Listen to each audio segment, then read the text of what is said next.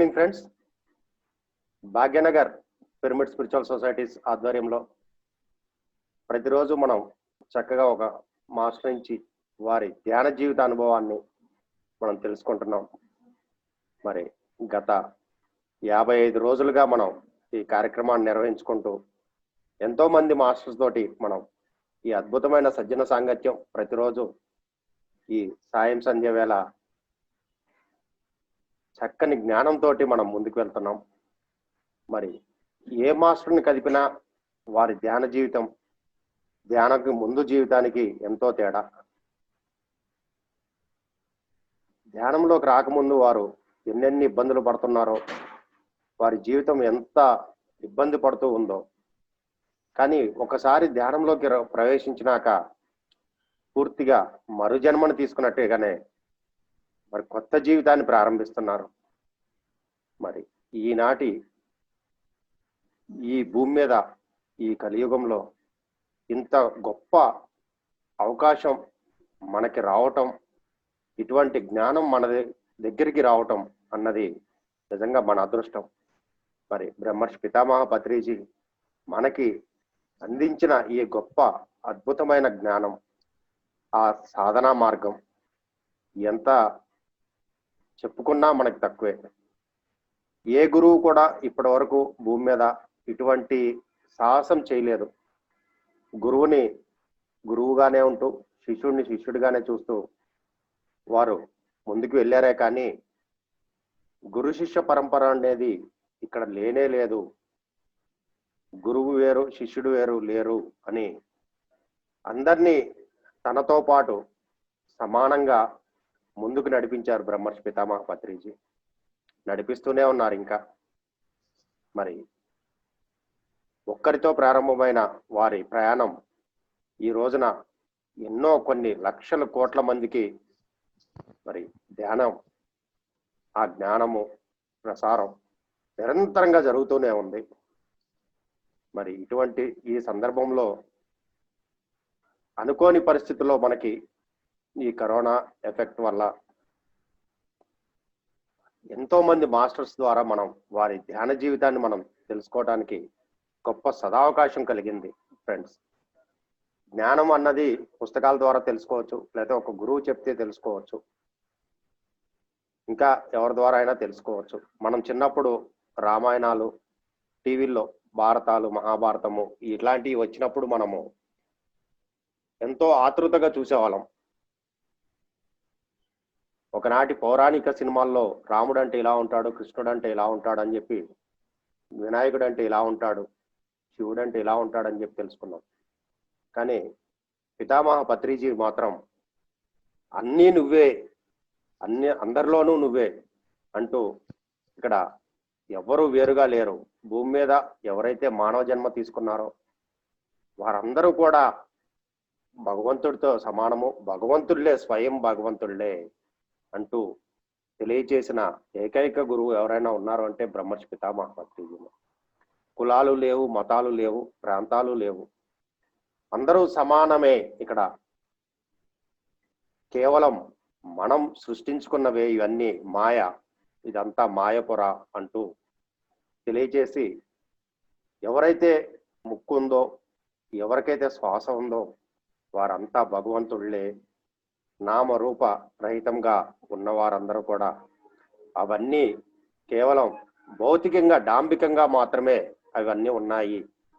కానీ వాటికి ఎక్కడా లొంగకుండా నీతో నువ్వు కలిసి ప్రయాణం ఎక్కడైతే చేస్తావో అప్పుడు అవన్నీ నీకు సిద్ధిస్తాయి, నువ్వేంటో నీకు తెలుస్తుంది అంటూ తెలియజేసిన వారు బ్రహ్మర్షి పితామహ పత్రిజీ. మరి అటువంటి లక్షల మంది ధ్యానుల్లో ఆ జ్ఞానం తెలుసుకున్న వారిలో ఎంతో మంది మన ముందు ఉన్నారు ఈ రోజున. మరి అటువంటి ఒక గొప్ప ఆణిముత్యం మరి ఈ రోజున మన ముందుకు వచ్చారు శ్రీ మేకా వెంకటేశ్వర గారు. పశ్చిమ గోదావరి జిల్లా అండలూరు నుంచి మన ముందుకు రావడం జరిగింది. మరి వారు ధ్యాన జీవితానికి ముందు ఎన్నో అనుభవాలు, ఎన్నో ఇబ్బందులు వారి జీవితంలో. మరి ధ్యానంలోకి వచ్చినాక దీనిలో ఇంత గొప్పతనం ఉంది, డాక్టర్ల వల్ల కూడా కాని దాన్ని కేవలం శ్వాసతోటే శ్వాసని పట్టుకుంటేనే ఇంత గొప్ప మెరాకిల్స్ జరుగుతాయా ఒక మనిషికి అని చెప్పి తాను స్వయంగా అనుభవించి మరి భౌతిక ప్రపంచాన్ని పూర్తిగా వదిలివేసి ధ్యానమే నా జీవితం, ధ్యాన ప్రచారమే నా జీవితం అంటూ మరి పశ్చిమ గోదావరిలో ఆయనకి తెలియని గ్రామం అంటూ లేదు.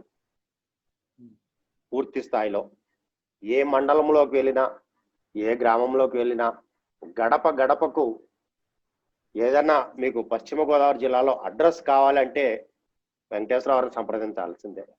ఎందుకంటే అంత మారుమూల ప్రాంతాలకు సైతం వెళ్ళి ఎక్కడా లేనన్ని ధ్యానం క్లాసులు, పిరమిడ్లు, శాఖాహార ర్యాలీలు విస్తృతంగా చేస్తూనే ఉన్నారు. ఇంకా మరి ఎంతెంత మందికో ఆయన మార్గదర్శిగా ఉండి మరి ఎన్నెన్నో కార్యక్రమాలు వారి జీవితంలో తీసుకున్నారు, చేశారు.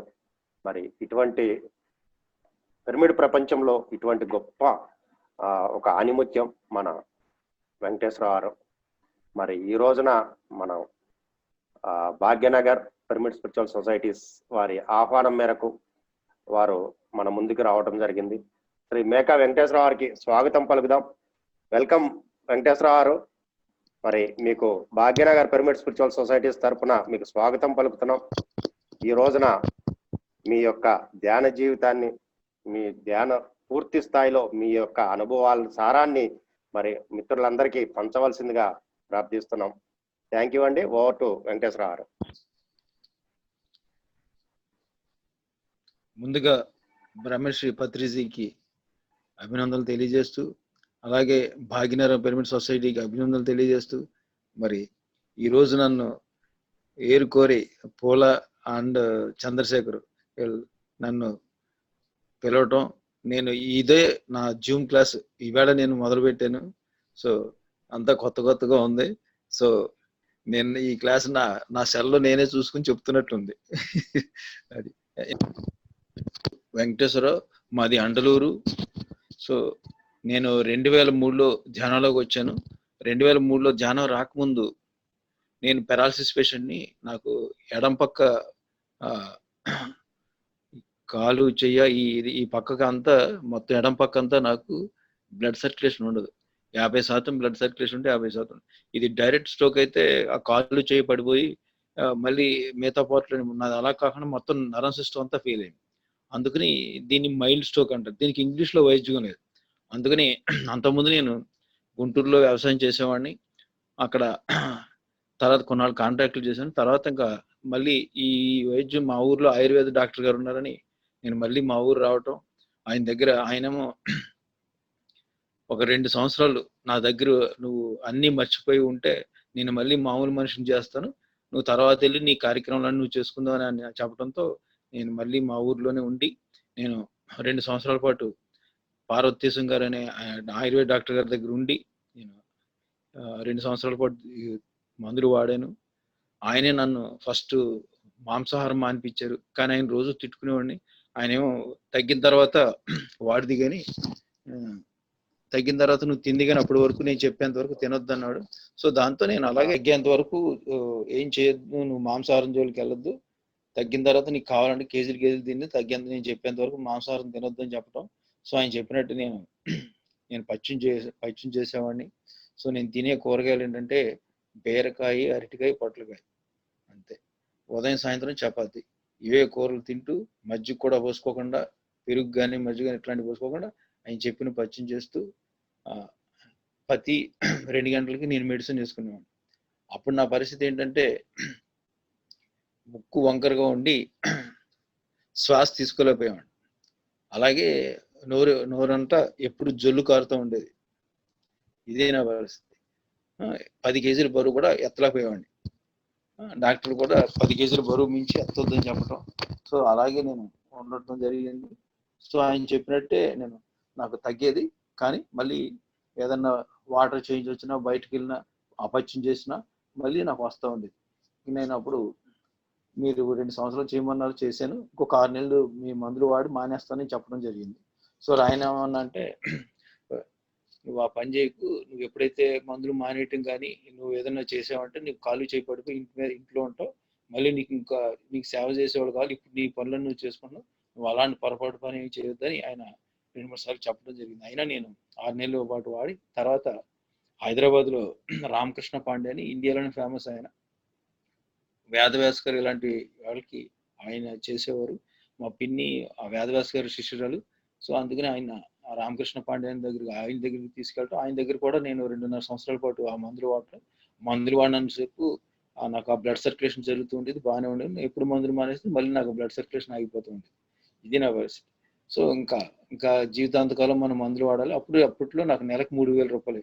ఇంకెలాగరా ఏంటి చేద్దాం అనే టైంలో నిరాశగా ఉన్నాను. ఆ టైంలో అప్పటికి 5.5 సంవత్సరాలు నేను ఈ అనారోగ్యంతో పెరాసిస్తో ఉన్నాను, పక్షవాతంతో.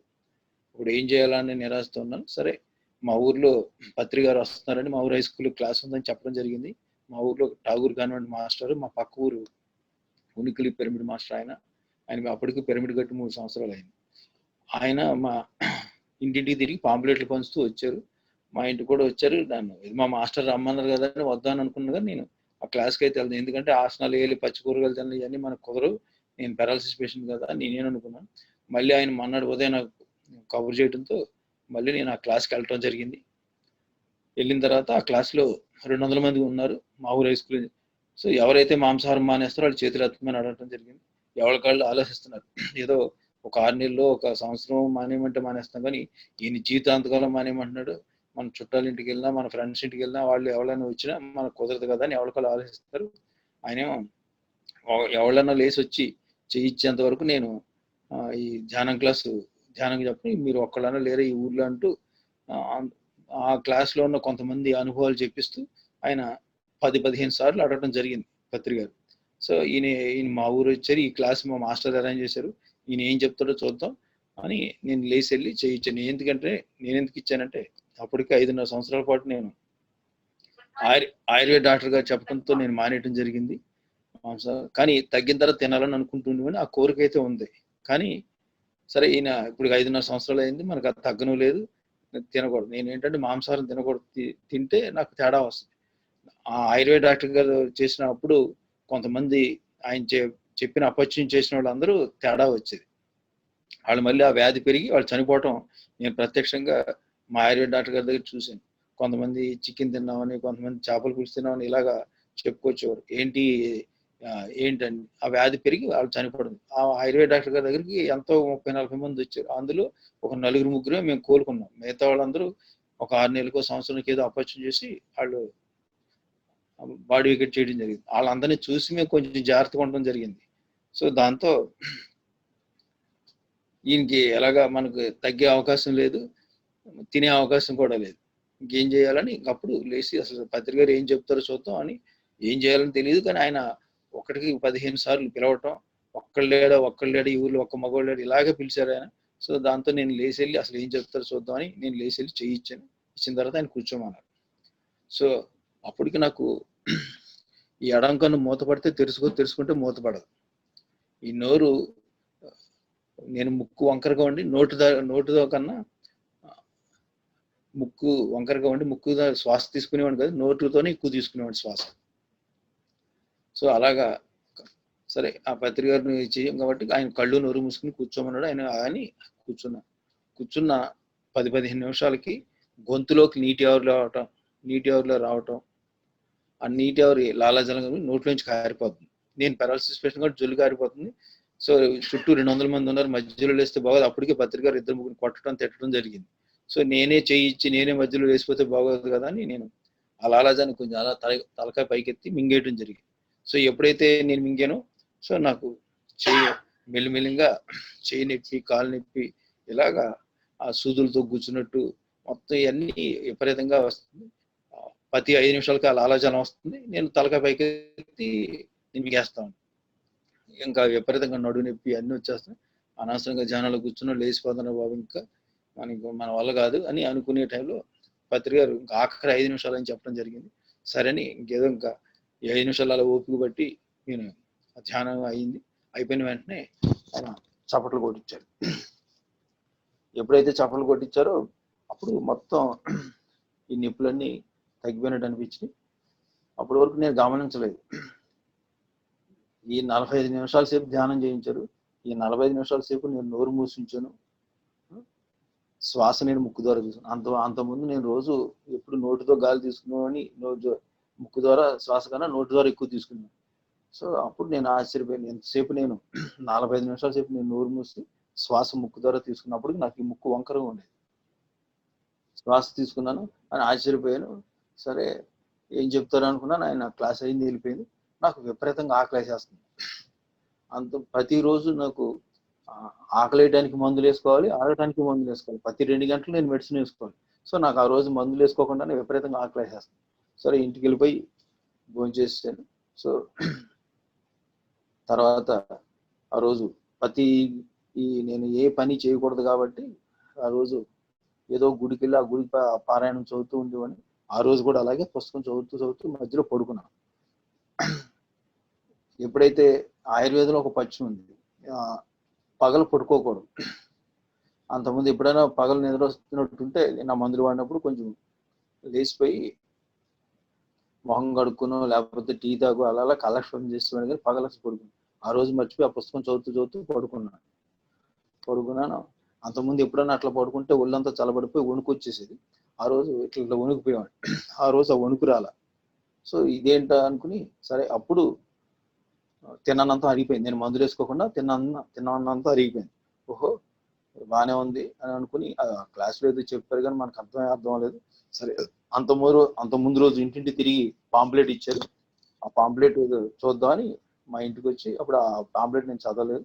సో మా మేనేజర్ దగ్గరికి వెళ్ళి ఆ పాంప్లెట్ తీసుకుని చదివాను. మా పక్క ఊరే 1 కిలోమీటర్తో ఆ ఉనికిలి అనే గ్రామం. ఆ పిరమిడ్ పేరు చంద్ర పిరమిడ్ ధ్యాన కేంద్రం ఉంది. సో ఆ పిరమిడ్ గురించి కూడా ఆ క్లాస్లో చెప్పడం జరిగింది. విన్నాం కానీ మనకి అర్థం అవ్వలేదు. సరే అని ఆ పిరమిడ్ దగ్గరికి వెళ్దామని ఆ పిరమిడ్ దగ్గరికి వెళ్ళడం జరిగింది. ఆ పిరమిడ్ దగ్గరికి వెళ్ళిన తర్వాత అక్కడ విశ్వేశ్వర గారు అని ఆయన ఉన్నాడు. ఆయన తీసుకెళ్ళి ఆ పిరమిడ్లో కూర్చోబెట్టాడు. నీకు భయం లేకపోతే ఈ కింగ్ చాంబర్ మీద కూర్చుంచేయి, భయపడేటట్టయితే కింద కూర్చుంచేయి అని చెప్పాడు. గోడకు జారబడాను. ఎందుకు అని అడిగా. అంటే ఆయన కొంతమంది ఇక్కడ ధ్యానం చేస్తుంటే కరెంట్ షాక్ తగిలి భయపడి దిగిపోతున్నారు, నీకు భయం లేకపోతే చేయని చెప్పారు. దాంతో సరే మీరు ఏది మంచిదైతే అది చేస్తానని చెప్పడం జరిగింది. నేను ఆ కింగ్ చాంబర్ మీద కూర్చుని ధ్యానం చేశాను. కింగ్ చాంబర్ మీద కూర్చొని ఎవరైతే ధ్యానం చేస్తారో వాళ్ళకి కరెంట్ షాక్లు అయితే భయపడి దిగిపోతున్నారు, నీ భయం కింగ్ చాంబర్ మీద కూర్చొని ధ్యానం చేయమని చెప్పాడు ఆయన. నీకు ధైర్యం ఉంటే అక్కడ చేయమన్నాడు, లేకపోతే భయపడేటట్టయితే కింద కూర్చొని చేయమని చెప్పాడు. మీరు ఏది మంచిది అంటే అది చేస్తానని చెప్పాను. దాంతో ఆయన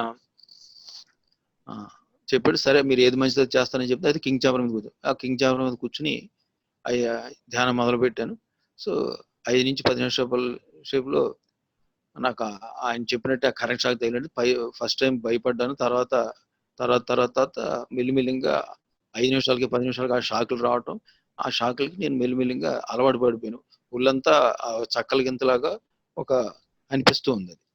మొత్తం ఒళ్ళంతా జలధరించినట్టు, ఒక బాడీ అంతా ఒక షాక్ లాగా వస్తుంది, ఒక జర్క్ ఇచ్చినట్టు. సో అది మెల్లిగా అది ఒక పులకింతలో ఉండి అది ఎప్పుడు వస్తుందని చూస్తున్నాను. సేమ్ అలాగే విపరీతంగా గొంతులోకి నీటి ఆరులా రావటం, ఆ నీటి ఆరు మెల్లిగా మింగేయటం. సేమ్ పిరమిడ్ కూడా ఉదయంలో కన్నా పిరమిడ్ లో కూడా ధ్యానం చేస్తున్నాడు, విపరీతంగా నొప్పులు వస్తున్నాయి. కానీ ఆ ఉదయం అయితే నేను ఆ నొప్పులు తట్టుకోలేకపోయాను. ఆ పిరమిడ్ లో మటుకు ధ్యానం చేసేటప్పుడు ఆ నొప్పులు తట్టుకున్నాను. ఆ నొప్పులు తట్టుకునే శక్తి వస్తుంది. అప్పుడు అనిపించింది ఇది ధ్యానం లేదో విస్తుంది, ఈ పిరమిడ్ లేదో శక్తి ఉందని అనిపించింది. సో నాకు ఎక్కడైతే నొప్పులు వస్తున్నాయో అక్కడ బ్లడ్ సర్క్యులేషన్ జరుగుతుంది.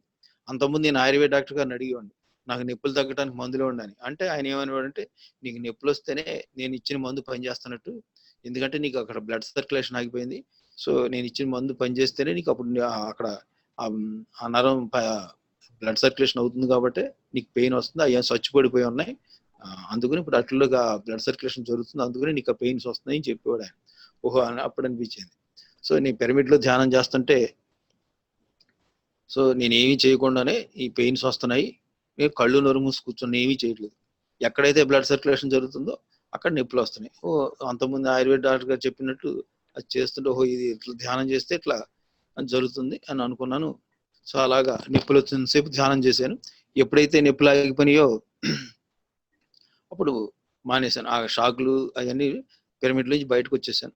సో వచ్చేటప్పటికి ఏదో శక్తి వచ్చినట్టు అనిపించింది, హుషారుగా ఉంది అనిపించింది, బాగుంది అనిపించింది. మళ్ళీ ఇంటికి వచ్చేసాను. మళ్ళీ నాకు విపరీతంగా ఆకలేస్తుంది, భోంచేసాను. భోంచేసి మళ్ళీ పడుకున్నా. రాత్రి మళ్ళీ ధ్యానం చేద్దామని ట్రై చేశాను, కానీ ఆ నొప్పులు తట్టుకోలేక రాత్రి మళ్ళీ చేయలేకపోయాను. అప్పటికే విపరీతంగా తలనొప్పి వచ్చేస్తుంది. సో మర్నాడు ఉదయం మొహం కడుక్కుంటున్నాను. సో మొహం కడుక్కుంటుంటే ఇంత ముందు మొహం కడుక్కున్న ఆ నాలుగు గీసుకున్న విపరీతంగా బాధ వచ్చేసేది. ఆయుర్వేద కషాయాలతో నేను రోజు ఉడకపెట్టి నోరంతా పొక్కులించి చూసేవాడిని. ఎందుకంటే పెప్టిక్ అల్సర్, నాలుగు నుంచి మొత్తం పేగులతో సహా పుల్లుండేవి. అందుకని నేను ఉదయం ఆ మొహం కడుక్కుని ఉన్నప్పుడు నాలుగు గీసుకుంటే విపరీతమైన బాధ ఉంది. కానీ ఆ రోజు మొహం కడుక్కుంటున్నా, ఆ చిగుర్లు బాధ అనిపించలేదు, నాలుగు గీసుకుంటున్నా నాలుగు బాధ అనిపించలేదు. సో అప్పుడు అనిపించింది, నిన్న ఉదయం ధ్యానం చేస్తే డైజెస్ట్ పనిచేసింది, అరుగుదల శక్తి వచ్చింది. అక్కడ పిరమిడ్లోకి వెళ్ళి ధ్యానం చేస్తే మొత్తం ఈ నోట్లో పుల్లయి తగ్గి బాగుంది, నాలుగు గీసుకోగలుగుతున్నాను, బాగుందని అనిపించి ఇది ఎంతసేపు చేస్తే అంత ఫలితం అని అనిపించింది నాకు అప్పుడే. సో దాంతో నేను మళ్ళీ పిరమిడ్కి వెళ్ళడం, అన్ని నొప్పులు వచ్చినంతసేపు ధ్యానం చేయడం, 5 నిమిషాలకి 10 నిమిషాలకి ఒక కరెంట్ షాక్ లాంటిది బాడీ అంతా ఒక స్పార్క్ లో రావటం, ఆ బాడీ అంతా ఒక స్పందన కింద ఉండేది. సో నాకు అది ఒక హుషారుగా చేసుకుంటూ వెళ్ళిపోయింది. ఎక్కడైతే నాకు నొప్పులు వస్తున్నాయో అక్కడ బ్లడ్ సర్క్యులేషన్ జరుగుతూ ఉండేది. నాకు ఆ పిరమిడ్ లో చేస్తుంటే ఆ నొప్పులు తట్టుకునే శక్తి కూడా పిరమిడ్ లో వస్తూ ఉండేది. అందుకని అలాగా ఆ నొప్పులు వచ్చినంతసేపు, నాకు కరెంట్ షాక్లు వచ్చినంతసేపు ఆ పిరమిడ్ లో ధ్యానం చేస్తుండే. ఎప్పుడైతే నొప్పులు అయిపోయిన ఒక 15 నిమిషాల సేపు నేను నొప్పులు అయితే లేవు, ఇంకా ప్రాసెస్ జరగట్లేదు అనుకునేవాడిని, మానేసాను. అట్లా రోజు 6 నుంచి 7 గంటల సేపు పిరమిడ్ లో ధ్యానం చేసేవాడిని. ఒక ఉదయం 2 గంటలు, మధ్యాహ్నం 2 గంటలు, సాయంత్రం 2 గంటలు. సో ఇంట్లో కూడా చేసేవాడిని, కానీ ఆ నొప్పులు తట్టుకోలేక ఇంట్లో ఎక్కువసేపు చేయలేకపోయాను. ఒకరోజు అలాగే చేస్తుండగానే పౌర్ణమి ధ్యానం చేయమని చెప్పారు. ఫస్ట్ రోజు 6 గంటలు, రెండో రోజు 7 గంటలు, మూడో రోజు 8 గంటలు చేస్తున్నాను. అలా పెంచుకుంటూ వెళ్తున్నాను. ఆ ధ్యానం చేస్తున్నప్పుడు ఎవరో గుండును పట్టుకున్నట్టు అనిపించింది. పట్టుకున్నట్టు అనిపించి ఒక సూదిని కాల్చి గుండులో గుచ్చితే ఎలా అనిపిస్తుందో అలాగా ఒక్కసారే అనిపించింది. దాంతో నేను పెద్దగా భయం వేసి మొత్తం గుండెల మీద చేతులు పట్టుకుని, అమ్మో నన్ను ఎవరో పొడిచేశారని నేను కళ్ళు తెరిచి చూస్తూనే పిరమిడ్లో ఎవరు లేరు, నేను ఒక్కడనే ఉన్నాను. కానీ ఈ భాగం అంతా నాకు ఎర్రగా కందిపోయినట్టు అనిపించింది. ఏంటని చూసుకున్నానే కానీ అక్కడ ఏం పొడిచినట్టు కానీ ఏమీ అనిపించట్లేదు, కానీ ఈ భాగం అంతా ఎర్రగా కందిపోయినట్టు, ఈ జేబు రాసుకున్నా నాకు ఇబ్బందిగా అనిపిస్తుంది. కానీ ఏమీ తెలియట్లేదు, కానీ ఏం జరిగిందో తెలియట్లేదు. అప్పటికే నేను భయంతో వణికిపోతున్నాను. సో విపరీతమైన చాటు పట్టేసింది. సరే అని పిరమిడ్ నుంచి బయటకు వచ్చి అక్కడ ఉన్న వాళ్ళు చెప్తే, నీకు నాడీ మండల శుద్ధి జరిగింది, నువ్వు అదృష్టవంతుడు, అది ఇది అని అంటున్నారే కానీ రోజు అది జరుగుతుంది, కానీ ఈవేళ ఏదో జరిగిందని వాళ్ళు చెప్తున్నా వాళ్ళు ఎవరు నమ్మట్లేదు. కానీ ఏం చేయాలో తెలియట్లేదు. ఇదంతా ఈ భాగం అంతా ఒక పచ్చి పిండిలో ఉంది. సరే ఏం చేయాలో తెలియదు. సరే ఇంటికి వచ్చి ఇంట్లో వాళ్ళు చెప్దామంటే నిన్ను ఎవరు ధ్యానం చేయమన్నారు, ఇంట్లో వాళ్ళు తిడతారు. సో దాంతో కుదరదు. డాక్టర్ గారి దగ్గరికి వెళ్దామంటే అప్పటికే నేను వారం రోజులు ధ్యానం మొదలుపెట్టిన రోజుని మందులు మానేశాను. నాకు ఎవరు చెప్పకుండానే నాకు మానేయాలనిపించింది, మానేశాను. ఆయన తిడతాడు. ఏం చేయాలి అనుకుంటూ మరి ఏ డాక్టర్ దగ్గరికి వెళ్ళినా ఇంగ్లీష్ దగ్గర స్కానింగ్ అంటాడు, అది అంటారు, ఇది ఇంగ్లీష్లో వైద్యం లేదు. సరే ఏం చేయాలనుకో అప్పుడు అనిపించింది. అప్పుడు పాంప్లెట్, ఇది ఎవరి వయసు ఎంత నిమిషాలు మినిమం ధ్యానం చేయమన్నారు, మనం ఏదో తొందరగా అనారోగ్యం తగ్గిపోద్ది, మనం నెలకి 3,000 రూపాయల మందులు అవుతున్నాయి, ఈ మందులు తగ్గించుకోవచ్చు అని, మనకు మందులు డబ్బులు తగ్గిపోతాయి అని మనకు కక్కుర్తిపడి ఎవరి వయసు అంత రోజు మనకి నా వయసు అంత చేయకుండా ఎక్కువసేపు చేసి ఏదో కొండనాలకు మందేస్తే ఉన్ననాలకు ఊడింది అంటారు కదా, అలాగా ఆ రోజు నాకు అలా అనిపించి ఎక్కువసేపు చేసి ఇలాగ పొరపాటు అయిందేమో ఇట్లా అనుకున్నాను. ఏం చేయాలో తెలియట్లేదు. సో ఆ రోజు రాత్రి అంతా నిద్రపట్టలేదు. ఏదో కళ్ళు మూతలో పడితే ఎవరో గుండెల మీద కుట్లేస్తున్నట్టు అనిపించింది. మళ్ళీ ఉలిక్కిపడి లేచిపోయామండి. ఏం చేయాలో తెలియక భయం వేస్తూ, ఏం చేయాలో తెలియట్లేదు, ఎవరిని అడుగుదామన్నా నాకు ఏం అర్థం అవ్వదు. ఏం చేయలేక మనం ధ్యానం ఎక్కువ చేయడం వల్ల ఏదో జరిగిందనిపించి, సరే ఈ నొప్పులు బాధలో తట్టుకోవాలంటే పిరమిడ్లోకి వెళ్దాం, కానీ పిరమిడ్లో మటుకు ధ్యానం అయితే చేయొద్దు అని ఆ కింగ్ చాంబర్ జారబడి పిరమిడ్లో అలా కాసేపు కూర్చున్నాను. మిల్లింగా కళ్ళు మూతలు పడి నిద్ర వచ్చేస్తే ఒక 2 గంటల సేపు నేను అలా పిరమిడ్లో నిద్రపోయాను. ఆ పిరమిడ్లో నిద్రపోయిన తర్వాత మిల్లింగా అంత ముందు రోజు పడ్డ బాధ అంతా తగ్గి కొంచెం ఆ భయం అది పోయి వెళ్ళి మామూలుగా పిరమిడ్ నుంచి బయటకు వస్తాను. బయటకు వస్తుంటే అప్పుడు వినపడుతుందా వస్తుంది వీడియో? అది నాకు వస్తుందా వీడియో? వస్తుంది కానీ. హలో, పిరమిడ్ కట్టిన ఆయన ఉనికిల సుబ్బారావు గారు. సో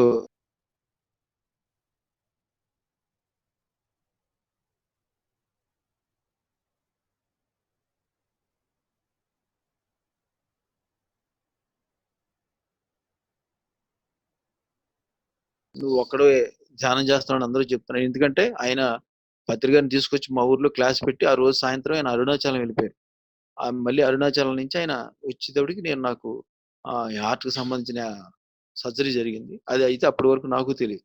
సో ఆయన కనిపించిన తర్వాత చెప్పాను, నేనటి వరకు చేశాను సార్ ధ్యానం, ఇవాళ అయితే చేయలేదు. ఇట్లా వచ్చి కాసేపు పడుకుని వెళ్ళిపోయా, పిరమిడ్ లోకి వచ్చి కాసేపు కూర్చుని వెళ్ళిపోయాను. ఇది పరిస్థితి సార్, నాకు నిన్న ఇలాగా గుండెలను ఎవరో పొడిచినట్టు అనిపించింది, నాకు ఏం చేయాలో తెలియట్లేదు, ఇంటిగా ఎవరికి చెప్పుకోలేకపోతున్నాను, ఏం చేయలేక తోయిక ఇలా వచ్చి పిరమిడ్ లోకి వచ్చేసాను, ఇవాళ అయితే ధ్యానం చేయలేదు, ఇది పరిస్థితి అని చెప్పడం జరిగింది ఆయనతో.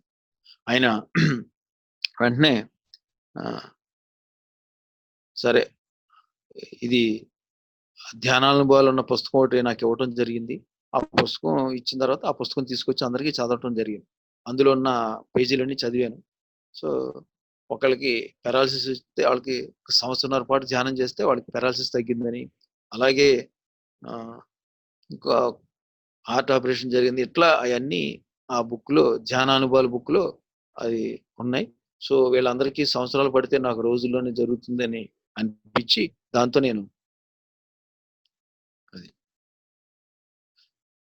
నేను ఆ పిరమిడ్ లో మళ్ళీ ఆయన ఎప్పుడైతే చెప్పారో ఇవన్నీ పుస్తకం అంతా తెల్లవారులు చదివి చాలా ధ్యానం చేసే వాళ్ళకి ఇవన్నీ జరుగుతాయని తెలిసింది. వాళ్ళందరికీ సంవత్సరాలు పడితే నాకు రోజుల్లోనే జరుగుతుందని అనిపించి నేను మళ్ళీ పిరమిడ్కి వచ్చి ధ్యానం చేయడం మొదలుపెట్టాను. సో తర్వాత మళ్ళీ 2 రోజులకి నాకు తెలియకుండానే నేను పిరమిడ్ లో ధ్యానం చేస్తున్నాను. నేను డాన్సులు చేయటం, కత్తి యుద్ధం చేయటం, రకరకాలుగా పిచ్చి పిచ్చిగా తిరిగేస్తున్నాను. ఏం చేస్తున్నానో తెలియట్లేదు. అయితే అంతకుముందు నీకు ఆయుర్వేద డాక్టర్ గారు చెప్పాడు, పులుపుకు సంబంధించిన ఏం ముట్టుకోవద్దు అని చెప్పేవాడు ఆయన. కూల్ డ్రింక్ తో సహా మానిపించేశాడు. ఎందుకంటే నాకు మెంటల్ గా తేడా ఉంది, ఆ పిచ్చి లక్షణాలు వస్తాయని చెప్పేవాడు ఆయన. దాంతో నేను ఆయన చెప్పిన పచ్యం కాబట్టి నేను ఈ మధ్యకాలంలో ఆ మందులు వాడట్లేదు, ఆ పచ్యం చేయట్లేదు, మామూలుగా అన్ని తినేస్తున్నాను కదా. అప్పుడు అనిపించింది ఇదేదో తేడా ఉంది అనిపించింది, మెంటల్ గా తేడా వస్తుంది, ఏం చేయాలో తెలియట్లేదు, ధ్యానం చేయటం వల్ల నాకు ఆ పిచ్చి పెరిగిపోయిందేమో అని అనిపించి మళ్ళీ సుబ్బారావు గారి దగ్గరికి వెళ్ళి నేను అడగటం జరిగింది. ఆయనేమో మరి ఇది ఎలాంటి విషయం నువ్వే చెప్పేంతవరకు ఎవరు చెప్పలేదు, సో నేను రేపు రా, నువ్వు ఇంటికి వెళ్ళిపో, నేను ఎవరో ఒక సీనియర్ మాస్టర్నో పత్రికను కనుక్కుని నేను చెప్తాను అని అనటం జరిగింది. దాంతో నేను ఇంటికి వచ్చేసాను. మన్నాడు ఉదయం వెళ్ళేవాడికి తటోత్తర రాఘరావు గారు వచ్చారు. వాడికి ఆయన అడిగితే ఆయన చెప్పారు, మా ధ్యాన మందిరంలో పత్రికారు వచ్చి క్లాసులు పెట్టినప్పుడు కొంతమంది దొరుకుతున్నట్టు, కొంతమంది చేపలో దొరకటం, కొంతమంది ఇలాగా డాన్సులు చేయటం ఇవన్నీ జరిగేది. అప్పుడు ఆయన పత్రికారిని అడిగితే ఆయన ఏమైనా నాడీ మండల శుద్ధి జరిగేటప్పుడు ఇవన్నీ జరుగుతాయని చెప్పారు. సో నాకు కూడా అదే, నీకు నాడీ మండల శుద్ధి జరుగుతుంది కాబట్టి నీకు ఇవన్నీ జరుగుతున్నాయి అన్నాడు. సో దాంతో అప్పుడు నేను ఉదయం సాయంత్రం అయితే పిరమిడ్లో జనం ఉంటారు, పగలు ఎవరు ఉండేవారు కాదు. అప్పుడు ఉదయం సాయంత్రం, ఎందుకంటే నేను ధ్యానం చేసేటప్పుడు ఎవరిని తొక్కేస్తానో ఎవరి మీద పడతానని భయం వేసేది, అందుకని పగలు వెళ్ళి ధ్యానం చేసేవాడిని పిరమిడ్లో. కత్తి యుద్ధం చేసినట్టు చేసిన తర్వాత ఈ చేయి కరెక్ట్ గా రావటం, రకరకాల ఆసనాలు చేసిన తర్వాత నాకు కాలు కరెక్ట్ కావటం, సో వెన్నుపూస విపరీతంగా పావుల మెలకలు తిరిగినట్టు చేసిన తర్వాత నాకు వెన్నుపూస సెట్ అవ్వడం జరిగింది. ఇది అయిన తర్వాత మళ్ళీ మామూలుగానే ఉంది. ఒక 2 రోజుల తర్వాత మళ్ళీ తలంతా బొంగరంలో తిరగటం మొదలుపెట్టింది. ఒక రోజంతా బొంగరంలో తిరిగి మన్నాడు ఒక కొబ్బరి చెప్పుని ఒక తలుపు మధ్యలో పెట్టి నొక్కితే ఎలా ఉంటారో అలా నొక్కి పెట్టేసినట్టు ఉంచి 2 కటింగ్ బ్లేడ్లు పట్టుకుని తలలో మొత్తం ఈ నాళ్ళన్నీ పట్టుకుని లాగుతున్నట్టు అనిపించేది. సో ఇప్పటి వరకు అంతవరకు నేను ధ్యానం చేసేటప్పుడు ఇబ్బంది అనిపించేది కాదు. సో ఎక్కడ నొప్పులు వస్తే అక్కడ ఆ పార్ట్ బాగవుతుంది, ఆ పార్ట్ తగ్గిపోతుంది, అక్కడ బ్లడ్ సర్క్యులేషన్ అవుతుందని ఆ భావంతో అదొక ఆ బాధనే ఉత్సాహంతో అనిపించేది. కానీ ఈ ధ్యానం చేస్తుంటే నొప్పులు తట్టుకోలేక చేతులు ఊడదీసేద్దామని చూసామండి. ధ్యానంలో నుంచి లేద్దామని చూస్తే చేతులు ఊడే కాదు, కళ్ళు తెరుద్దామని చూస్తే కళ్ళు తెరుచుకునే కాదు. ఏడుద్దాం అంటే ఈ పెద్దలు కూడా వచ్చే కాదు, మూలుగుతూ ఉండేవాడిని, కళ్ళంట నీళ్ళు వస్తూ ఉండి. సో ఆ ప్రాసెస్ అయిపోయిన తర్వాత ఆటోమేటిక్గా ఆ చేతులు అలా ఊడే. సో అలాగా ఒక వారం రోజుల పాటు జరిగింది. అప్పుడు ఈ ఈ వంకరగా ఉన్న ముక్కు కరెక్ట్ గా రావటం, ఈ మూతొంకర అప్పటి వరకు మూతంత వంకర ఉండేది, ఆ వంకర అయిన మూతంత కరెక్ట్ గా రావటం, మాట అది స్వచ్ఛంగా రావటం, ఈ కన్నురెప్ప ఎడం కన్ను మామూలుగా మూసిపోయి ఉండేది, మూసుకుంటే తెలుసుకునేది. అప్పటి నుంచి ఈ రెప్ప మామూలుగా కొట్టుకోవడం జరిగింది. సో ఈ ఎడం చెవు అది వినపడటం కానీ ఇవన్నీ జరుగుతున్నాయి, ఇవన్నీ జరుగుతుంది. సో ఇదంతా నాకు పిరమిడ్ లో 18 రోజులు పట్టింది. సో నేను 105 గంటలు పిరమిడ్ లో ధ్యానం చేయటం జరిగింది. సో ఇది ఎప్పుడైతే నాకు తగ్గిందో, ఇది నాకే తగ్గుద్దా అందరికీ తగ్గుద్దా అని చూడాలని అనిపించింది. సో ముందు మా ఊర్లోనే, మీది ఏ ఊరు అంటే అన్నూరు అని చెప్పాలి కాబట్టి, సో మా ఊర్లోనే మా ఇంట్లో వాళ్ళందరి చేత అని చెప్పాలని మా ఊర్లో వాళ్ళందరినీ పిలిచి, ఊరు మధ్యలో ఒక మండువలోగులు ఉంటే వీళ్ళు ఆ ఇంట్లో అందరికీ రోజు సాయంత్రం 7 to 8 రోజు ధ్యానం చేయించాడు. సో ఫస్ట్ లో ఒక 100 మంది వరకు వచ్చారు. తర్వాత అలా మెల్లిమెల్లిగా 50 మంది, 30 మంది, 20 మంది, ఆఖరికి 20 మంది, సంవత్సరానికి వచ్చేటప్పటికి 20 మంది తగ్గిపోయారు.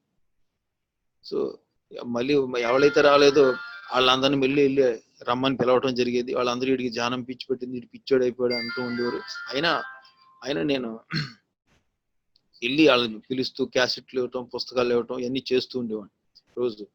సో ఆఖరికి ఒక 20 మంది మిగిలారు. ఆ 20 మందిలో ఒక రెగ్యులర్ గా 10 మంది రోజు వచ్చేవారు. ఆ 10 మందిలో ఒకరికి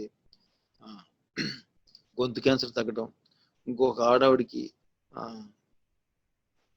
18 సంవత్సరాల వయసులో ఆవిడ స్నేహితురాలు సూసైడ్ చేసుకుందని హాస్పిటల్లో సాగు బతుకుల్లో ఉందని ఈవిడ వెళ్ళటం జరిగింది. వెళ్ళిన తర్వాత ఆ స్నేహితురాలు ఈవిడ ఒళ్ళో పడి చనిపోవడం జరిగింది.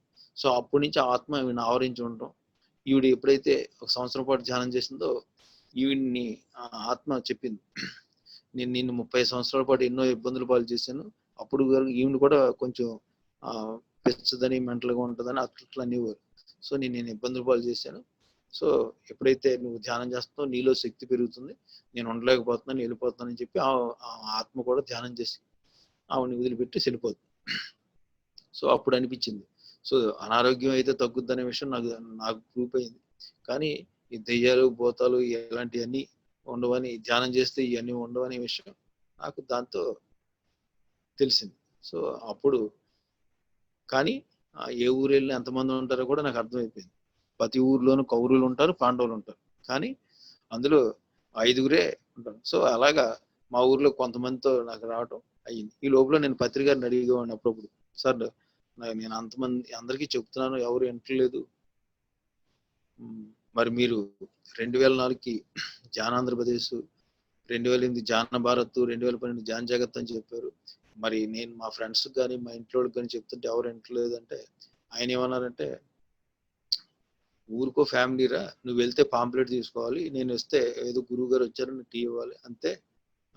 అలాగా మనం చేస్తే ప్రతి ఊరికో ఫ్యామిలీ అలా ఉంటే చాలు, ఆయన చూసి ఆ ఫ్యామిలీని చూసి ఊళ్ళో వాళ్ళందరూ వీళ్ళ ఇంట్లో సేమ్ కష్టాలు అందరికీ ఉన్నాయి, వాళ్ళకి కూడా ఉన్నాయి, ఆయన చూసి వాళ్ళేమో హాయిగా ఆనందంగా జీవిస్తారు, మనం ఏదో బాధపడిపోయి కష్టం ఏదో అయిపోతున్నాం అని అర్థం చేసుకుని, అప్పుడు ఆ ఊళ్ళో దగ్గరికి వెళ్ళి, మీరు ఏంటి ఎంత హాయిగా ఉన్నారు, సేమ్ కష్టాలు మాకుంటే మేము ఏదో అలా అయిపోతున్నాం, దానికి ఏంటి మీరు తేడా అని తెలుసుకుని వాళ్ళ దగ్గరికి వెళ్ళి వాళ్ళ ధ్యానం నేర్చుకుంటారు, కానీ ఊరికో ఫ్యామిలీని మనం పట్టుకోవాలరా, నువ్వు పాంప్లెట్ ఇచ్చే పని ఇది అని చెప్పడం జరిగింది. సరే అనుకున్నా. తర్వాత కూడా అడిగాను మళ్ళీ, దానికన్నా నువ్వు పెద్దోళ్ళు ఎవరు విన్నారా, పిల్లలు చెప్తుంటారు, నువ్వు రోజు పిల్లలకే చెప్పు, పెద్దోళ్ళకి చెప్పొద్దు అన్నాడు. అందుకు అప్పుడు సో ఎలా చెప్పాలంటే అప్పుడు స్కూల్స్కి వెళ్ళటం జరిగేది పిల్లలకి. సో అప్పుడు ఉదయం బోర్డు స్కూల్కి వెళ్ళి చెప్పేవాడిని, సాయంత్రం హై స్కూల్కి వెళ్ళి చెప్పేవాడిని. పత్రికారు అనేవాడు, నీకు సహకరించాలన్నా, నువ్వు ఒకరికి సహాయపడాలా, నీకు ఎవరైనా కావాలంటే నువ్వు ముందు 1,00,000 మందికి చెప్పాలిరా అనేవాడు. సో అప్పుడు 1,00,000 మందికి ఎలాగంటే ఇంక ఇలాగే స్కూల్స్ కి అర్థం చేసుకొని రోజు స్కూల్కి వెళ్తే రోజు మినిమం ఒక 1000 మందికి ధ్యానం చెప్పండి, సైకిల్ వేసుకుని మా మండలం అంతా నేను తిరిగి, ఉదయం బోర్డు స్కూల్, సాయంత్రం హై స్కూల్, ఇట్లా చెప్తూ అలాగా మా మండలం తర్వాత మా నియోజకవర్గం ఇలాగా ధ్యాన ప్రచారం చేసుకుంటూ స్కూల్స్ ఈ రోజుకి నాకు 3 to 5 టైం ఖాళీ పెట్టుకుని దొరికింది అంటే నేను ఏదో ఎక్కడున్నా సరే, జిల్లాలో ఏ ఊర్లో ఉన్నా సరే, ఎక్కడున్నా సరే అక్కడ దగ్గరలో హై స్కూల్ చూసుకోవడం, హై స్కూల్కి వెళ్ళి నేను 3 to 5 ఇంకా హెడ్ మాస్టర్ పర్మిషన్ అడగటం, అట్లా రోజు ఇప్పటికీ అదే పని. అట్లా 2020 వరకు మేము ఇలాగే చేసాం. ఈ స్కూల్స్కి ఏదో పర్మిషన్ అడగటం అట్లా. ఇప్పుడు ఎక్కువ నేను మినిమం సంవత్సరానికి ఒక 50,000 మంది పిల్లలకి నేను మినిమం ధ్యానం చెప్తాను. పగలంతా ఈ ఆర్గనైజింగ్ గా చేస్తూ ఉంటాను ఇలాగా. సో ఇట్లా జరుగుతుండగా పత్రి గారు అప్పుడు యజ్ఞాలు ఉండి 2003 యజ్ఞం జరుగుతుంది. ఆ యజ్ఞానికి కూడా వెళ్ళాం. సో ఇలాగ ఆ యజ్ఞానికి కూడా వెళ్ళినప్పుడు వీళ్ళ జనాలందరినీ తీసుకెళ్ళేవాడు. సో ఈ లోపల ఒక 3 నెలల పాటు ధ్యానం బాగా కుదిరింది. తర్వాత అసలు ధ్యానంలో కూర్చుంటే కుదరట్లేదు, ఏం చేయాలో తెలియట్లేదు. సో అప్పుడు ఓ రోజు ఉనికిల సుబ్బారావు గారు, నేను ఆ పిరమిడ్ దగ్గరికి వెళ్తుంటే ఆయన ధ్యానం కుదరపోయినప్పుడు ఆ పిరమిడ్ లో పడుకోవడం, ఆ పిరమిడ్ లో పుస్తకం చదువుతున్నాను. ధ్యానం అయితే కుదరట్లేదు, బిగినింగ్ లో కుదిరింది. సో నాతో పాటు ధ్యానం చేసిన వాళ్ళు 2-3 ధ్యానం చేసి వాళ్ళు మందులు మానేయటం, వాళ్ళు బాడీ వికెట్ చేయడం జరిగింది. ఆ ఇంట్లో వాళ్ళందరూ మా నాన్న వాళ్ళు మందులు మానేసి ఇలా చనిపోయారని ఆ పిరమిడ్ కట్టిన వాళ్ళు అనడంతో వీళ్ళు కొంచెం భయపడ్డారు. నాకు కూడా మళ్ళీ 2-3 వచ్చి చెప్పారు, నువ్వు ధ్యానం చేయి కానీ మందులు మానేయద్దు, మందులు వేసుకోమని ఇలా చెప్పడం జరిగింది. సో ఈ మందులు వేసుకోలేక నేను ఈ ధ్యానం చేశాను. ఈ మందులు వేసుకునే దానికి ధ్యానం ఎందుకని వాళ్ళతో అనటం జరిగింది. సో ఏం చేయాలనుకుంటున్నా, ధ్యానం అయితే కుదరట్లేదు, ఏం చేయాలో తెలియట్లేదు. సో నేను గంట సేపు పిరమిడ్ లో పడుకుంటే ఆ గంట సేపు బయటకు వచ్చిన తర్వాత ఆ గంట సేపు బాగుంటుంది, లేకపోతే అనీజీగాను, నీరసంగాను, ఒడుగ్గాను ఉంటుంది. ఏంటో తెలియట్లేదు, ఎలాగో అనుకుంటున్నాను. సరే అని తాడేపులగూడెం జక్కా పద్మ గారు వస్తున్నారని చెప్పడం, సో ఆవిడ క్లాస్ ఇందా రమ్మని నన్ను పిలవటం జరిగింది. నేను అక్కడికి వెళ్ళటం జరిగింది. ఆ రోజు ఆ జక్కా పద్మ గారు క్లాస్ చెప్తూ మళ్ళీ నా ఎక్స్పీరియన్స్ చెప్పమన్నారు. అప్పుడు ఆవిడకి చెప్పాను, మీరు చెప్పమంటే చెప్తాను కానీ నా పరిస్థితి ఇది, అప్పుడైతే ధ్యానం అది కుదిరింది కానీ ఇప్పుడైతే ధ్యానం కుదరట్లేదు, మళ్ళీ నాకు కొంచెం హెల్త్ ప్రాబ్లమ్స్ వచ్చేటట్టు అనిపిస్తున్నాయి, ఏం చేయాలి ఏంటో తెలియట్లేదు అని ఆవిడకి చెప్పాను. ఇవన్నీ నీ అనుభవాలేనైనా, కానీ ఒక 1-2 సంవత్సరాల పాటు ఇలాగ అప్ అండ్ డౌన్స్ ఉంటాయి, దాని గురించి ఏం భయపడక్కర్లేదు అని ఆవిడ చెప్పడం జరిగింది. సరే ఆవిడ చెప్పిన తర్వాత నేను నా ధ్యాన అనుభవం చెప్పాను. అయిపోయిన తర్వాత ఆ క్లాస్ అయిపోయిన తర్వాత ఆవిడ ఆ పిరమిడ్ నుంచి కిందకు వచ్చేసింది. అక్కడ మీటింగ్ అయిపోయి కిందకు వచ్చిన తర్వాత ఆవిడ మోటార్ సైకిల్ ఎక్కిపోతే వాళ్ళు ఏమో 2 యాపిల్స్లు ఆవిడకి ఇవ్వడం జరిగింది. ఆవిడ ఆ యాపిల్స్లు తీస్తూ నా చేతిలో పెట్టింది. ఆ రెండు ఇచ్చేటప్పుడు తీసుకుంటున్నాను, ఆవిడ ఇది ఇస్తుంది కదా అని తీసుకుంటున్నాను. ఆవిడ కళ్ళల్లో నుంచి ఒక వెలుగు లాంటిది నాకు రావటం జరిగింది. మళ్ళీ ఒక వారం రోజుల పాటు మళ్ళీ నేను హుషారుగా తిరిగేయటం, ఆ నీరసం అయ్యి తగ్గిపోవడం ఇవన్నీ జరిగింది. మళ్ళీ అప్పుడు మళ్ళీ కొంచెం తేడా రాగానే మళ్ళీ పద్మ గారి దగ్గరికి వెళ్ళిపోయి ఎప్పుడు వెళ్తామా విజయవాడలో అనుకుంటూ ఉండేవాడిని. సో ఇలాగా ఆవిడ దగ్గరికి వెళ్ళటం కుదరలేదు. సో అలాగే మెల్లిమెల్లిగా ధ్యానం చేయటం, లేని పరిస్థితిలో పిరమిడ్ లో పడుకోవడం జరిగేది. పగలంతా ఈ ప్రచారం చేసేవాడిని, రాత్రి వెళ్ళి పిరమిడ్ లో పడుకునేవాడిని. ఆ పడుకున్నంతసేపు ఆ పగల 6 గంటలు 7 గంటల పిరమిడ్ లో పడుకున్నాను కాబట్టి మళ్ళీ రాత్రి 6-7 గంటలు నేను ఆ పిరమిడ్ లో ఉండటం అంటే పగల 6-7 గంటలు మళ్ళీ నాకు ఫ్రీగా ఉండగలిగాను. సో ఇలాగా మొత్తం పిరమిడ్ ఎనర్జీకి నేను అలా ఎడిక్ట్ అయిపోయాను. తర్వాత పిరమిడ్ పార్టీ ఎలక్షన్స్ వచ్చినాయి. మమ్మల్ని అందరినీ విజయవాడ పిలిచారు పత్రి గారు రమ్మని. అందరినీ పోటీ చేయమని అడుగుతున్నారు.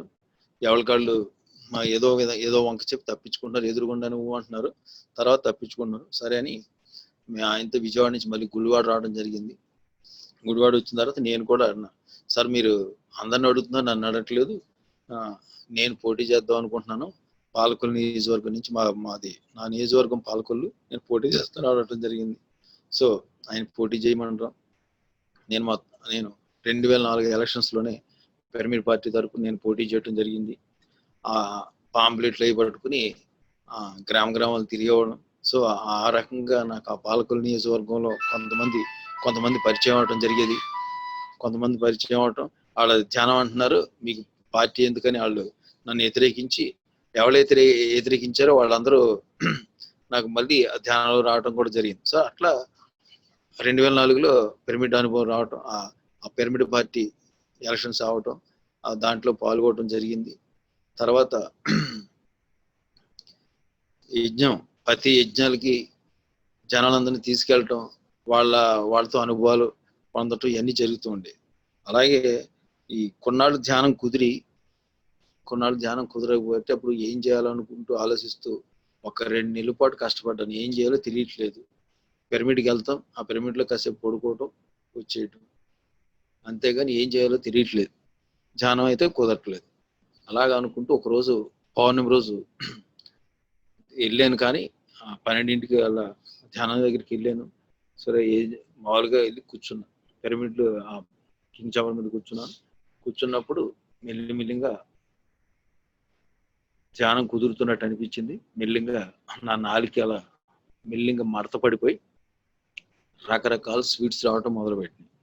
ప్రతి పావు గంటకి ఒక స్వీట్ లాగా ఆ నాలుగు పక్క తగులుతూ ఉంది. ఆ గుటకలేస్తూ అలాగ నేను దాదాపు 6 గంటల సేపు ధ్యానం చేశాను. సో నేను ఎప్పుడు కింగ్ చాంబర్ దిగుతానా, ఇంకొకళ్ళు కింగ్ చాంబర్ ఎక్కి చూద్దామని ఆలోచిస్తూ ఉండగా ఏం చేయాలో తెలియక వాళ్ళు ఆలోచిస్తున్నారు. అప్పుడు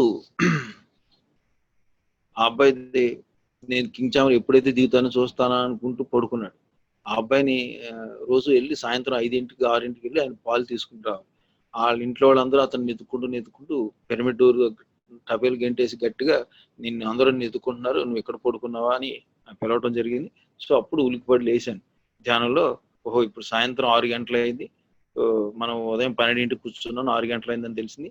సో మనం ఇంటికి వెళ్ళిపోయి గవ్వ స్నానం చేసి భోజనం చేసి వచ్చేస్తే ఇంట్లో మళ్ళీ రేపు ఉదయం వరకు నన్ను పిలవరు కదా అని నన్ను గురించి అనుకోరా. నేను వెంటనే మళ్ళీ ధ్యానం నుంచి లేవటం, మళ్ళీ వచ్చి ఇంటికి వచ్చేసి భోజనం చేసి మళ్ళీ స్నానం చేసి వచ్చింది. కానీ ధ్యానం అయితే మళ్ళీ కూర్చున్నాను, కానీ ఆ స్వీట్స్ అయి మళ్ళీ రాలా. 6 గంటల సేపు రావడం జరిగింది. తర్వాత మళ్ళీ 2003 ధ్యానమహా చక్రం యజ్ఞలో భాను కలిసాడు. ఇప్పుడు అంతా ఇండియా అంతా తిరుగుతాడు భాను, జమ్మలబుడు భాను. నా పక్కన ఎవరు కూర్చుని ధ్యానం చేస్తే వాళ్ళకి ఏది కావాలంటే అది వస్తుంది, ఏది అవసరాన్ని నాకు నా పక్కన విక్తేశ్వర గురూజీ గారు ఆయన ఉంటాడు అని చెప్పి. సరే అయితే నాకు ఒకేసారి ఆ స్వీట్స్ అయి రావడం జరిగింది. మళ్ళీ ఎప్పుడైనా ఆ అనుభవం వస్తుందని చూశాను కానీ రాలేదు. కానీ అప్పుడప్పుడు కరెంట్ షాక్ అనేది వస్తుంది. కానీ దాని గురించి భానుతోటి కూర్చొని నేను మళ్ళీ తిరుపతి ధ్యానయజ్ఞంలో చేయడం జరిగింది. 2003లో చేసినప్పుడు ఆ భానుతో ధ్యానం చేస్తున్నప్పుడు నాకు ఆ స్వీట్స్ వచ్చాయి. సో ఆ భాను అదొక ఎక్స్పీరియన్స్. మళ్ళీ నాకు రెండోసారి అట్లా ఆ ఎక్స్పీరియన్స్ రావడం జరిగింది. సో తర్వాత 2005 ధ్యానం చేస్తున్నప్పుడు పత్రిగారు 2004 డిసెంబర్ యజ్ఞంలో పత్రిగారు అడుగుతుండేవారు, అండ్లూరు అంటే ఏంటంటే అంటే అడుగుతుండేవారు. నేనేమో అండ పెంట బ్రహ్మాండం అంటూ ఉండేవాడిని. అయిపోయింది. సో ఆ 2004 యజ్ఞం అయిపోయిన తర్వాత హైదరాబాద్ నుంచి నేను మా ఊరు రావడం జరిగింది.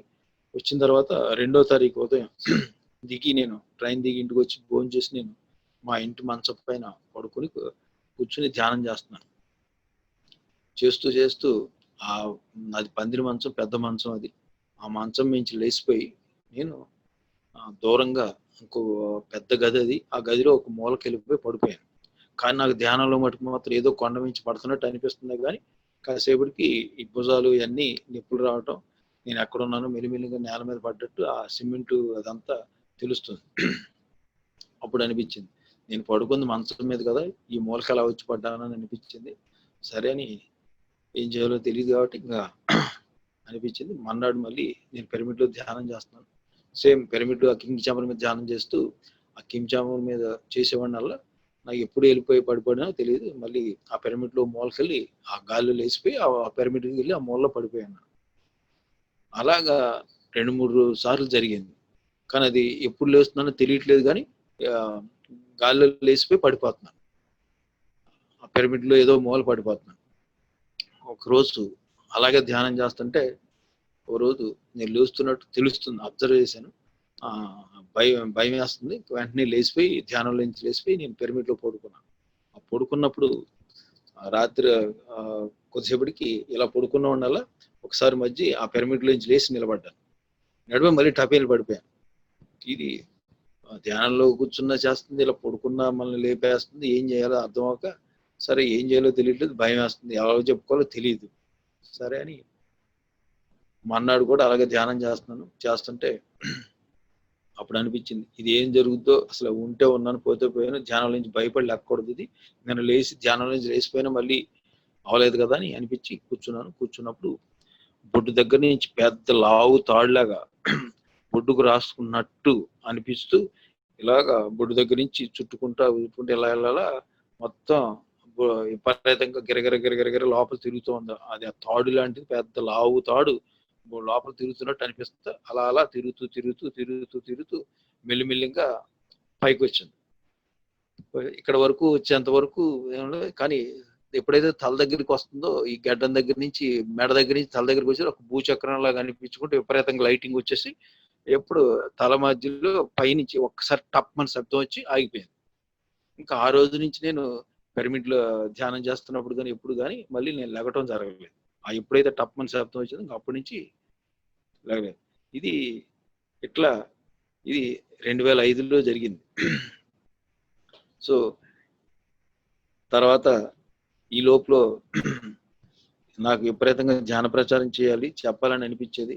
అప్పుడు ఇంట్లో ధ్యానం క్లాసులకు వెళ్దామన్నా ఇంట్లో వాళ్ళు ఏంటంటే నేను వెళ్ళే టైంకి ఇంట్లో ఏదో పని చెప్పారు. అందుకు నేను చేసేవాడిని అంటే 1 డే వర్క్షాప్లు కానీ ఏది ఉన్న ప్రోగ్రామ్ ఉన్నా ఒకరోజు ముందు నీ ఇంట్లో, ఒకరోజు సాయంత్రమే మన్నాడు క్లాస్ అయితే ఆ రోజు సాయంత్రం ఇంట్లో నుంచి బయటకు వచ్చేసి ఎవరో ఒకళ్ళ ఫ్రెండ్ ఇంట్లో ఉండేవాడు. అలాగే ఆక్విడ్లో ఆక్విడ్ సాంబశివరావు అని ఉండేవాడు. సాంబశివరావు అని అతను టీచరు, వాళ్ళ ఇంటికి వెళ్ళిపోయేవాడు. ఆక్విడ్ వాళ్ళ ఇంటికి వెళ్ళిపోయి మన్నాడు మేము అందరం కలిసి వెళ్ళేవాళ్ళం ఎక్కడికన్నా 1 డే వర్క్షాపులకి, ఏదన్నా ధ్యానం సంబంధించిన క్లాసులకి వెళ్ళాం. సో తర్వాత ఆక్విడ్ సాంబశివరావు నువ్వు ఇట్లా ఎంత సరదా పడుతున్నావు చేయాలనుకున్నావు కదా, డాక్టర్ గారు మంచి ఉత్సాహంగా ఉన్నాడు, డాక్టర్ గారు నీకు బాగా పాస్ అయిన తర్వాత నువ్వు ఇలాంటి కార్యక్రమాలు చేయాలనుకున్నావు అని డాక్టర్ బలరాం ప్రతాప్ గారి దగ్గరికి ఆక్విడ్ సాంబశివరావు తీసుకెళ్ళడం జరిగింది. ఆ బలరాం ప్రతాప్ గారు వాళ్ళ హాస్పిటల్లో నాకు ఒక రూమ్ ఇచ్చి, సో అప్పటి నుంచి ఆయన దగ్గర ఉంటూ, సో నాకు ఎన్ని పాంప్లెట్లు కావాలో అన్ని పాంప్లెట్లు ఆయన ప్రింట్ చేసి ఇవ్వటం, నేను 5,000 పాంప్లెట్లు అడిగితే ఆయన 10,000 ఇచ్చాడు. అట్లా జిల్లాలో ప్రతి గ్రామానికి నేను ఆయన తర్వాత నాకు ఆయన మోటార్ సైకిల్ కొని ఇవ్వటం, ఆ మోటార్ సైకిల్ వేసుకుని నేను జిల్లాలో గ్రామాలు తిరిగి ఈ పాంప్లెట్లు పంచిపెడుతూ ప్రతి నెల నేను క్లాసులు అరేంజ్ చేయటం, ఆ క్లాస్ ఎక్కడైతే పత్రికారు క్లాస్ పెట్టాం ఆ చుట్టుపక్కల మా 2-3 మండలాలు సేపు పల్లెటూర్లు, ఆ చుట్టుపక్కల ఉన్న గ్రామాలు అవన్నీ పాంప్లెట్లు పంచి పెడతాం. అక్కడ ఉన్న హై స్కూల్స్, బోర్డర్ స్కూల్స్ లో ధ్యానం క్లాసులు చెప్పడం. ఇట్లా జిల్లాలో 46 మండలాలు మేము అలాగా పత్రికారు క్లాసులు అరేంజ్ చేయటం బిగినింగ్ లో. తర్వాత మెల్లిమెల్లిగా అక్కడి నుంచి పిరమిడ్స్ కట్టడం. నేను అందరినీ పిరమిడ్ కట్టమని, ఈ పిరమిడ్ యొక్క శక్తి గురించి చెప్తూ ఇంటింటికి తిరిగేవాడిని. అలాగే 2003 నుంచి 2005 వరకు అలా తిరుగుతూనే ఉన్నాను. అట్లా అప్పుడు గార్పాటి సత్యనారాయణ గారు వాళ్ళ ఇంటికి, వాళ్ళ ధ్యాన ప్రచారం నిమిత్తం వాళ్ళ ఇంటికి వెళ్ళడం జరిగింది. వాళ్ళు పిరమిడ్ కడతారని తెలిసి అప్పట్లో మధుసూదనం చేసేవాడు, పిరమిడ్లు అయ్యి నిర్మాణం అయ్యి. సో హైదరాబాద్ నుంచి వచ్చి, సో ఆ మధుసూదనం తీసుకెళ్ళి నేను గార్పాటి సత్యనారాయణ గారి ఇంటికి తీసుకెళ్ళి ఆయన పిరమిడ్ 16x16 పిరమిడ్ నిర్మాణం చేయడం జరిగింది. అది అట్లా నేను నా ఫస్ట్ పిరమిడ్ అది ఆయనతో. అప్పటి నుంచి నాకు వాళ్ళు పరిచయం అవటం, అప్పటి నుంచి నేను వాళ్ళ ఇంట్లో ఉంటాం. ఈ రోజు కూడా నేను వాళ్ళ ఇంట్లోనే ఉంటాను. సో 2005 నుంచి ఇప్పుడు 2020 అంటే దాదాపు 15 సంవత్సరాల పాటు నేను వాళ్ళ ఇంట్లోనే ఉంటున్నాను. సో నేను ఏ ఊరు వెళ్ళినా, ఏ మండలం వెళ్ళినా అక్కడ ఎవరో ఒక ఫ్యామిలీ పరిచయం అవ్వటం, వాళ్ళు పిరమిడ్ కట్టడం, నేను అక్కడే ఉంటాను. అందుకని 46 మండలాలు సో పిరమిడ్స్ ఉన్నాయి. ఆ 46 మండలాల్లో దాదాపు ఇప్పటికి 220 పిరమిడ్స్ ఉన్నాయి వెస్ట్ గోదావరిలో. నేను ఎక్కడికి వెళ్ళినా మన పిరమిడ్ మాస్టర్స్ ఉంటారు, అక్కడే ఉంటూ ఇది చేయడం. అలాగే జిల్లాలోకి ఎవరు మాస్టర్ వచ్చినా వాళ్ళందరినీ నా మోటార్ సైకిల్ ఎక్కించుకోవడం, వాళ్ళ బ్యాగ్ నా బ్యాగ్ పెట్టుకోవడం. సో వాళ్ళందరినీ జిల్లా అంతా క్లాసులు వాళ్ళందరినీ తిప్పుతూ ఉంటాం. అది మొత్తం ప్రేమనాథ్ గారి నుంచి ఈ రోజు వరకు ఎవరు వచ్చినా నేను వాళ్ళకి తీసుకెళ్ళటం. అప్పట్లో చిన్న క్లాసులు ఉండేవి కాబట్టి మనం వీళ్ళందరినీ, స్వర్ణలత గారిని, సత్యనపల్లి రామారావు గారు, వీళ్ళందరూ బిగినింగ్ లో వాళ్ళందరూ 2003 నుంచి వీళ్ళందరూ వచ్చేవారు. వాళ్ళందరినీ గ్రామాలు తీసుకెళ్ళి నేను ఎక్కడైతే క్లాసులు అరేంజ్, నేను ఏం చేసేవాడిని అంటే ఫస్ట్ వెళ్ళటం, ఒక 4-5 కూర్చోబెట్టడం, వాళ్ళ ధ్యానం నేర్పడం, వాళ్ళ ద్వారా ఇంకో 10 మంది రావటం, అలా ఒక 10 మంది 15 మంది అయిన తర్వాత ఒక క్లాసు 2 క్లాసులు నేను చెప్పి మిగతా వీళ్ళందరినీ తీసుకెళ్ళి చెప్తూ ఉండేవాని. అలాగా దాదాపు 30 మండలాల్లో వెస్ట్ గోదావరిలో రెగ్యులర్ గా 1 డే వర్క్షాప్స్ 2020 వరకు మన మార్చి వరకు జరిగినాయి.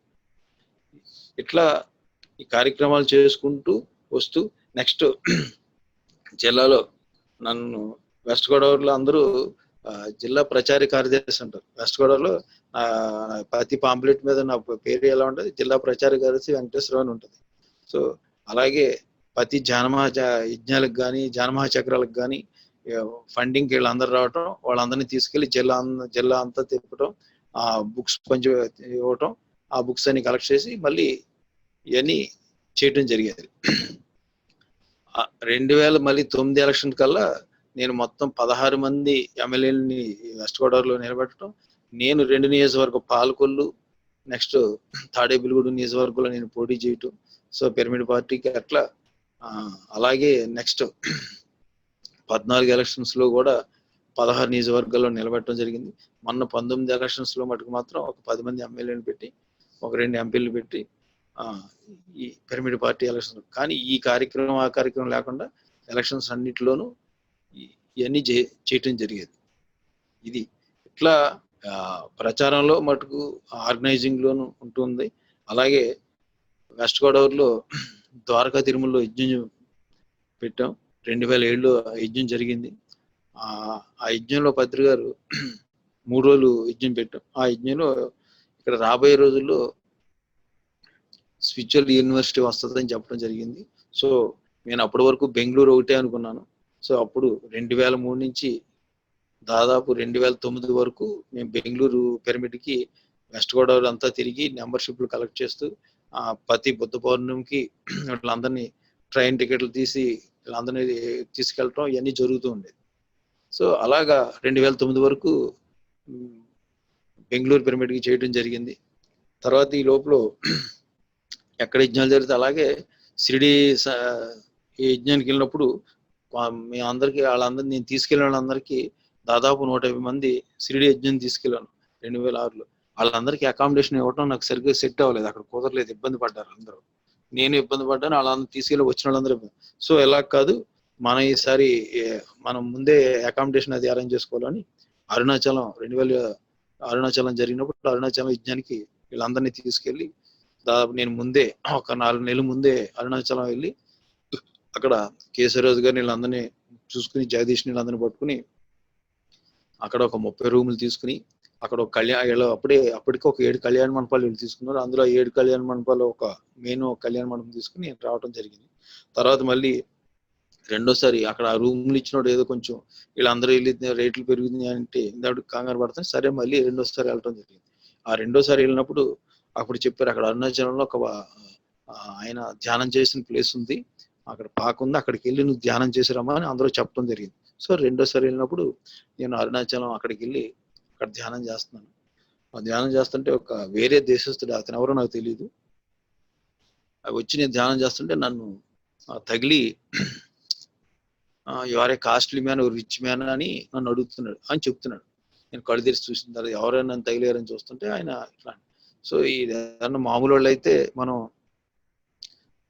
ఏదో 150 ఇచ్చేయచ్చు, వీడు ఏదో వేరే దేశం నుంచి ఏ ఫ్లైట్ టికెట్ డబ్బులు అడుగుతాడు, నన్ను ఏదో రిచ్ మ్యాన్ కాస్ట్లీ మ్యాన్ అంటున్నాడు, ఇది అంత మనకి ఎందుకులో అని సరే నేను కళ్ళు మూసుకుని మళ్ళీ ధ్యానంలో కూర్చుని మళ్ళీ తగిలి you are a beautiful aura, you are a rich man, you are costly man అంటున్నాడు. ఓహో వీడు నా ఆరా చూసి నన్ను అంటున్నాడని తర్వాత అర్థమై ఆడికి థ్యాంక్స్ చెప్పి సెకండ్ ఇచ్చి మళ్ళీ కాసేపు ధ్యానం చేసుకుని నేను రావడం. అట్లా నేను ధ్యానం చేస్తున్నప్పుడు ఆ వేరే దేశస్తుడు అతనికి నా ఆరా చూసి నన్ను అంత గొప్పగా చూశాడు.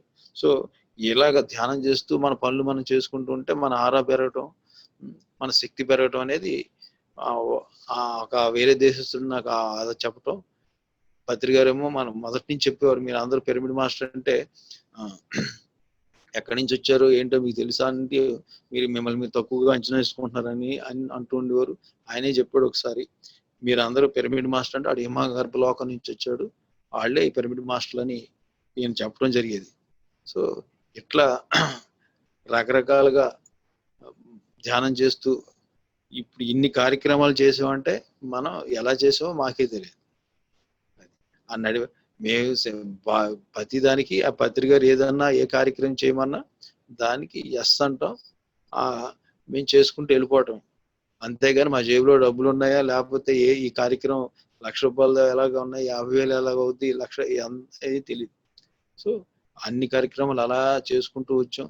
సో ప్రతి యజ్ఞంలోనూ అక్కడ వచ్చిన వాళ్ళందరికీ ప్రతి ధ్యానమా చక్రంలో కానీ వచ్చే వాళ్ళందరికీ అకామిడేషన్ గురించి మేము అన్ని చోట్ల మేము ఇల్లు తీసుకోవటం చేసేవాళ్ళం.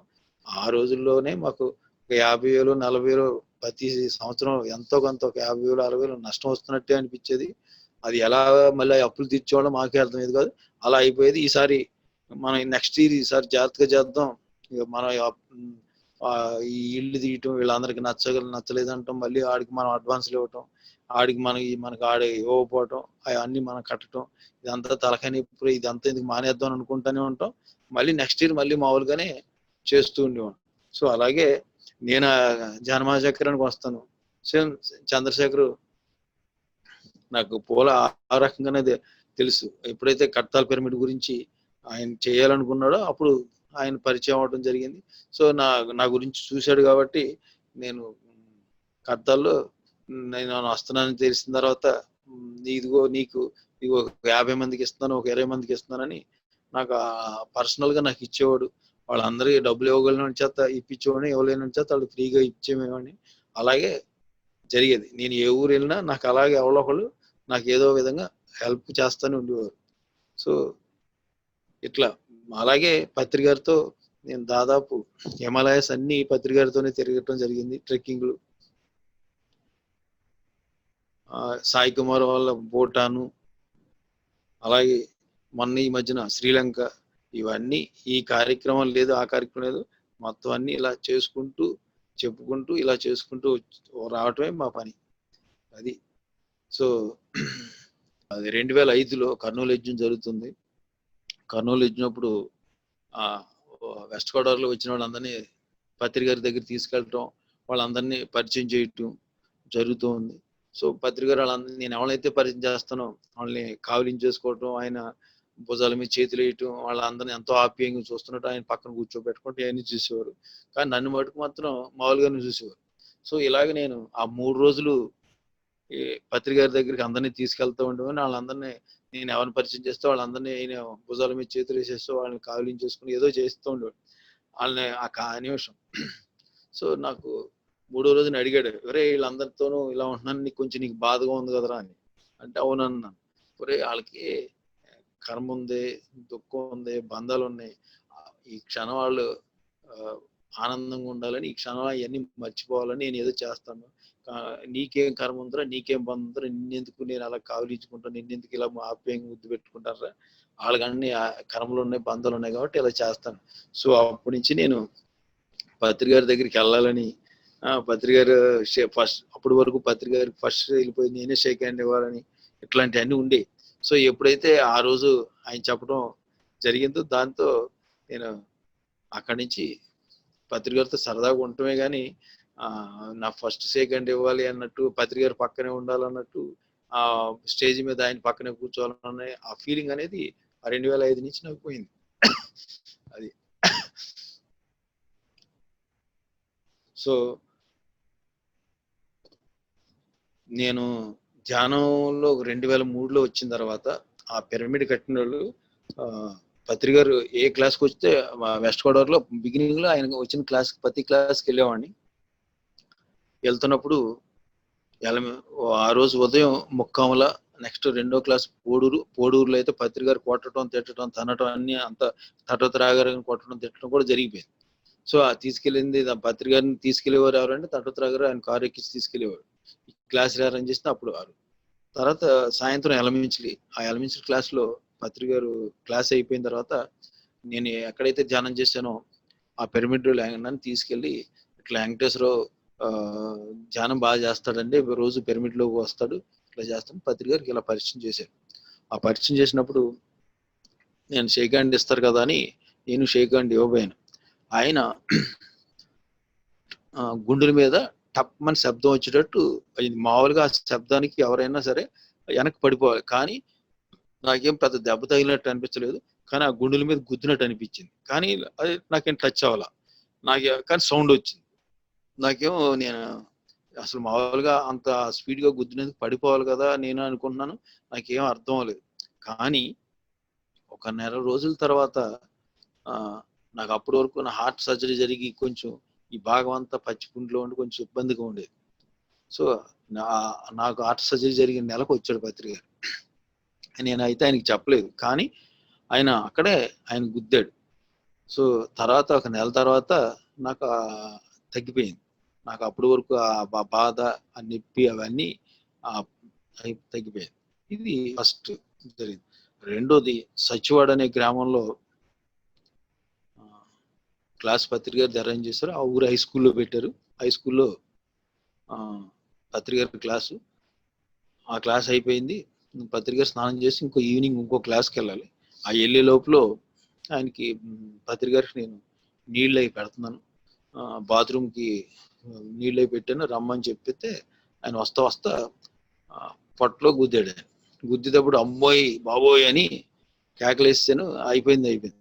కానీ ఒక 15 రోజుల తర్వాత నేను మెల్లింగా తెలిసింది.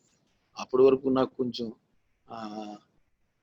ఈ వంకాయ కూర తిన్నా, కొంచెం తేడా ఉన్నా, కొంచెం ఇబ్బందిగా ఉన్నా, నాకు ఆ పొట్ట నొప్పి అవన్నీ ఇబ్బందులు ఉన్నాయి ఇంకా ధ్యానంలో. సో ఆయన ఎప్పుడైతే కొట్టాడో తర్వాత నాకు మళ్ళీ ఆ పొట్టకు సంబంధించిన నొప్పులన్నీ లేవు. ఇది జరిగింది. సో ఈ రెండు నాకు ప్రత్యక్షంగా తెలుసు ఆయన ఇది. సో ఇంకా మిగతా పత్రిక గారితో అంటారా కూడా ఇప్పుడు ఈ రోజుకి ఎక్కడికి వెళ్ళినా ఎన్నున్నా మనల్ని వెనకుండి నడిపించేది ఆయన. సో మనం ఏదో ముందు ప్రజెంటేషన్ ఎలా ఉంటాం అంతే. పత్రిక గారు నన్ను అడుగుతాడు, దీని కార్యక్రమాలు ఎలా చేస్తున్నారు అంటే, నేనేం చేయను సార్, మీ క్రికెట్ భాషలో చెప్పాలంటే నేను పిచ్చిలో నిలబడి ఉంటాను సార్, అవతల బౌలర్ ఎవడో చూడను, భయపడకుండా ఆ పిచ్చిలో ఉంటాను. సో ఆడే ఆ బౌలరే బ్యాట్కి తగిలి అది 6 అవుతుంది, 4 అయిపోతుంది అని అనటం జరిగింది. అది. సో ఇంకొకటి పత్రిక గారితో ఇంకా ఇన్ని అనుభవాల కన్నా నేను 2007లో పత్రిక గారు 2007 ఎగ్జామ్లో ద్వారకా తిరుమలలో స్పిరిచువల్ యూనివర్సిటీ వస్తుందని చెప్పాడు. అది ఎప్పుడు మొదలు పెడతాం ఆ పిరమిడ్, అప్పటి వరకు బెంగళూరు ఒకటి అనుకున్నాం, ఎప్పుడు యూనివర్సిటీ అన్నారు, ఇది చూద్దాం అనుకుంటూ నా పిరమిడ్ గురించి చూస్తాను. అది 2013లో 12లో మనకు ఆ స్థలం ఇవ్వటం జరిగింది. తర్వాత 2013లో 12లో కొన్నాళ్ళు ఆగాం. తర్వాత 2013లో మటుకు మాత్రం పిరమిడ్ స్టార్ట్ చేసి 2016 జనవరి 28 వరకు ఆ పిరమిడ్ వర్క్ చేసాం. ఆ పిరమిడ్ వర్క్ చేసినప్పుడు నాకు ఎన్ని వ్యతిరేకత రావాలంటే అంతమంది నన్ను విమర్శించేవాళ్ళు, ఎన్ని రకాలుగా చేయాలంటే అన్ని రకాలుగా చేశారు. సో అయినా ధైర్యంగా ఉండి మొత్తం మీద ఆ పిరమిడ్ అనేది నేను, సో అప్పటి వరకు నన్ను ఎవరైతే ప్రోత్సహించారో మా పిరమిడ్ సొసైటీలో ఉన్న వాళ్ళు దాదాపు ఒక 10% నన్ను విపరీతంగా వ్యతిరేకించడం, విపరీతంగా నన్ను ఇబ్బంది పాలు చేయటం ఇవన్నీ చేశారు. సో అయినా సరే అట్లా ఓర్చుకుంటూ ఆ పిరమిడ్ కంప్లీట్ చేయటం జరిగింది. సో పత్రిక గారు 28వ తారీఖు రావటం, వచ్చి రండ్లూరు ఈ పిరమిడ్ నుంచి నీకు పని లేదు, నువ్వు వెళ్ళిపోవటం జరిగింది. అలాగే ఎర్నేని ప్రసాద్ గారు ఆ పిరమిడ్ ఆయన నిర్మాణంలో ఆయన బాగా పంచుకున్నారు, ఆయన ఉండి ముందుండి చేశారు అది. సో ఆయన కూడా ఎర్నేని ప్రసాద్కి ఇక్కడ ఈ పిరమిడ్కి ఏం పర్లేదు వెళ్ళిపోవడం జరిగింది. అన్న తర్వాత మీ ఇద్దరు రావటం వచ్చేసాం. ఈ పిరమిడ్ డాక్టర్ గారికి ఇచ్చేస్తాను, ఆయనకి ఈ పిరమిడ్ అంటే ఇంట్రెస్ట్ అని చెప్పడం, ఈ శ్రీనివాస ధ్యానమా క్షేత్రానికి నాకు ఈ పిరమిడ్కి ఇదే నేను ఆఖరిసారి రావడం, నాకు ఇక్కడ రాను అని చెప్పేసి నేను ఎంత ఇష్టంతో కట్టిన పిరమిడ్, ఎంత వ్యతిరేకత వచ్చినా భయపడకుండా కట్టాను. అయినా అది పత్రిక గారు రమ్మ వచ్చేమనగానే నేను ఆ పిరమిడ్ను వదిలేసి రావటం, అది 16 జనవరిలో 28 జరిగింది. ఈ రోజుకి మళ్ళీ నేను ఆ పిరమిడ్ దగ్గరికి వెళ్ళలేదు. సేమ్ పత్రిక గారు కూడా ఈ రోజు వరకు ఎంతమంది వచ్చి ఆ పిరమిడ్ని మీరు రావాలి, ఆ పిరమిడ్ని చూడాలి, మీరు పత్రిక గారి దగ్గరికి ఎంతమంది వచ్చినా పిరమిడ్ పత్రి గారు ఈ రోజుకి నన్ను ఏ రోజైతే వచ్చామన్నారు మళ్ళీ ఆయన కూడా వెళ్ళలేదు. అది ఇది ఈ రోజుకి ఆ పత్రి గారు ఆ పిరమిడ్ దగ్గరికి వెళ్ళలేదు, నేను కూడా వెళ్ళలేదు. సో నేను ఆ పిరమిడ్ నిర్మాణంలో ఎంత ఇబ్బంది పడ్డా ఎన్ని చేసినా కానీ పిరమిడ్ అంటే ఇష్టంతోనే చేశాను. సో అలాగే జిల్లాలో 220 పిరమిడ్లకు కూడా ఈ రోజు కూడా నేను అంతే ఇంట్రెస్ట్గా ఎవరు పిరమిడ్ కడతారన్నా వాళ్ళకి ఫుల్ సపోర్ట్ చేయటం, వాళ్ళు ఆర్థికంగా బాగుంటే పర్లేదు, లేకపోతే జిల్లాలో తిరిగి ఆన్లైన్లో అడిగి వచ్చి వాళ్ళకి ఫండ్స్ కలెక్ట్ చేసి వాళ్ళ చేత చిన్న పిరమిడ్ అయినా సరే పెద్ద పిరమిడ్ సరే కట్టించడం అనేది ఉంది. సో ఆ 220 పిరమిడ్లు కట్టడం జరిగింది. పత్రి గారు ఒకసారి అడిగాడు నన్ను, ఒరే నువ్వు ఇప్పుడు ఆయన వచ్చినప్పుడల్లా ఇప్పుడు ఎన్నో పిరమిడ్ రా అంటే 210 సార్ 200 ఇలా అంటు, ఒరే నువ్వు ఎప్పుడు అవుట్ అవుతారా అనేవాడు. అప్పుడు గార్పాటి కళాలక్ష్మి గారు అండి, ఆవిడకి క్రికెట్ గురించి తెలియదు కానీ మీరు ఎంపైర్గా ఉన్న రోజులు ఆవిడ వెంకటేశ్వర అవుట్ అవ్వడం చెప్పింది. సో ఆయన అలాగా పత్రికలతో అదొక అనుభవం అనమాట, నువ్వు ఎప్పుడు అవుట్ అవుతావు. సో ఈ రోజుకి ఆ నిర్మాణాల్లో ఉన్నాను. నెక్స్ట్ పత్రిక చెప్పింది నాకు పిలిచి వసుదేవ్ కుటుంబం ప్రపంచం అంతా వసుదేవ్ కుటుంబం అని చెప్పాడు ఆయన. సో నేను అందుకనే ప్రపంచం అంతా వసుదేవ్ కుటుంబం అయినప్పుడు వెస్ట్ గోదావరి కూడా వసుదేవ్ కుటుంబంలో ఒక భాగమే కదా. సో అందుకని ముందు వెస్ట్ గోదావరి నాకు మా జిల్లా కాబట్టి నేను అందరిలో వెస్ట్ గోదావరిలో ప్రతి గ్రామంలోనూ వెళ్ళి అందరితోనూ పరిచయాలు పెంచుకుని వాళ్ళందరినీ తోను వసుదేవ్ ఫ్యామిలీలో ఉండాలని నేను ప్రతి గ్రామం తిరగటం, సో అందరి ఇళ్లలోనూ ఉంటాం. సో నేను 2003 నుంచి 2020 వరకు మార్చి ఏప్రిల్ మే వరకు నేను అండూరులో ఉండేవాడిని కదా. మా ఊరికి నేను చుట్టంలో వచ్చేవాడిని, చుట్టంలో వెళ్ళిపోయేవాడిని. అది ఏదో 1 గంట 2 గంటలు ఉండటం, ఏదైనా మరీ అవసరం అనుకుంటే 1 గంట ఒక రోజు ఉండేవాడిని అంతే తప్పితే మా ఇంటికాడ ఉండేవాడిని కదా. రోజు ఏదో ఒక ఊర్లో ఉండేవాడిని, ఎవరో ఒకరి ఇంట్లో పడుకున్నాను. సో జిల్లాలో 40 సెంటర్స్ ఉన్నాయి. ఆ 40 సెంటర్స్లో ఎప్పుడు నా ఒక జత 2 జతలు బట్టలు ఉంటాయి. సో నేను ఆ సెంటర్స్కి వెళ్ళినప్పుడు మళ్ళీ నా ఈ బట్టలు తీసేసుకోవడం, ఆ ఇంట్లో ఉన్న బట్టలు వేసుకోవడం, వచ్చేయడం. ఇట్లా 46 మండలాల్లో నాకు ఇలాగ ఫ్రెండ్స్ ఉండటం, నాకు ఈజీగా తిరగటం జరిగింది. అది పత్రి గారు వసుదేవ్ ఫ్యామిలీ అనటంతో నేను ఇలాగా చేయటం జరిగింది. సో ఇప్పుడు మా ఊరు వచ్చి నేను ఈ కరోనా ద్వారా మా ఊరు రావడం జరిగింది. ఇప్పుడు వచ్చి మా ఊరు వచ్చి మా ఇంట్లో పనులన్నీ చేపించుకుంటూ ఈ 2 నెలల నుంచి ఉంటున్నాను. సో చంద్రశేఖర్కి పూల ఇద్దరు నాకు మంచి మిత్రులు. సో మొత్తం మీద వాళ్ళు ఇవాళ నా చేత ఫస్ట్ క్లాస్ చెప్పించారు.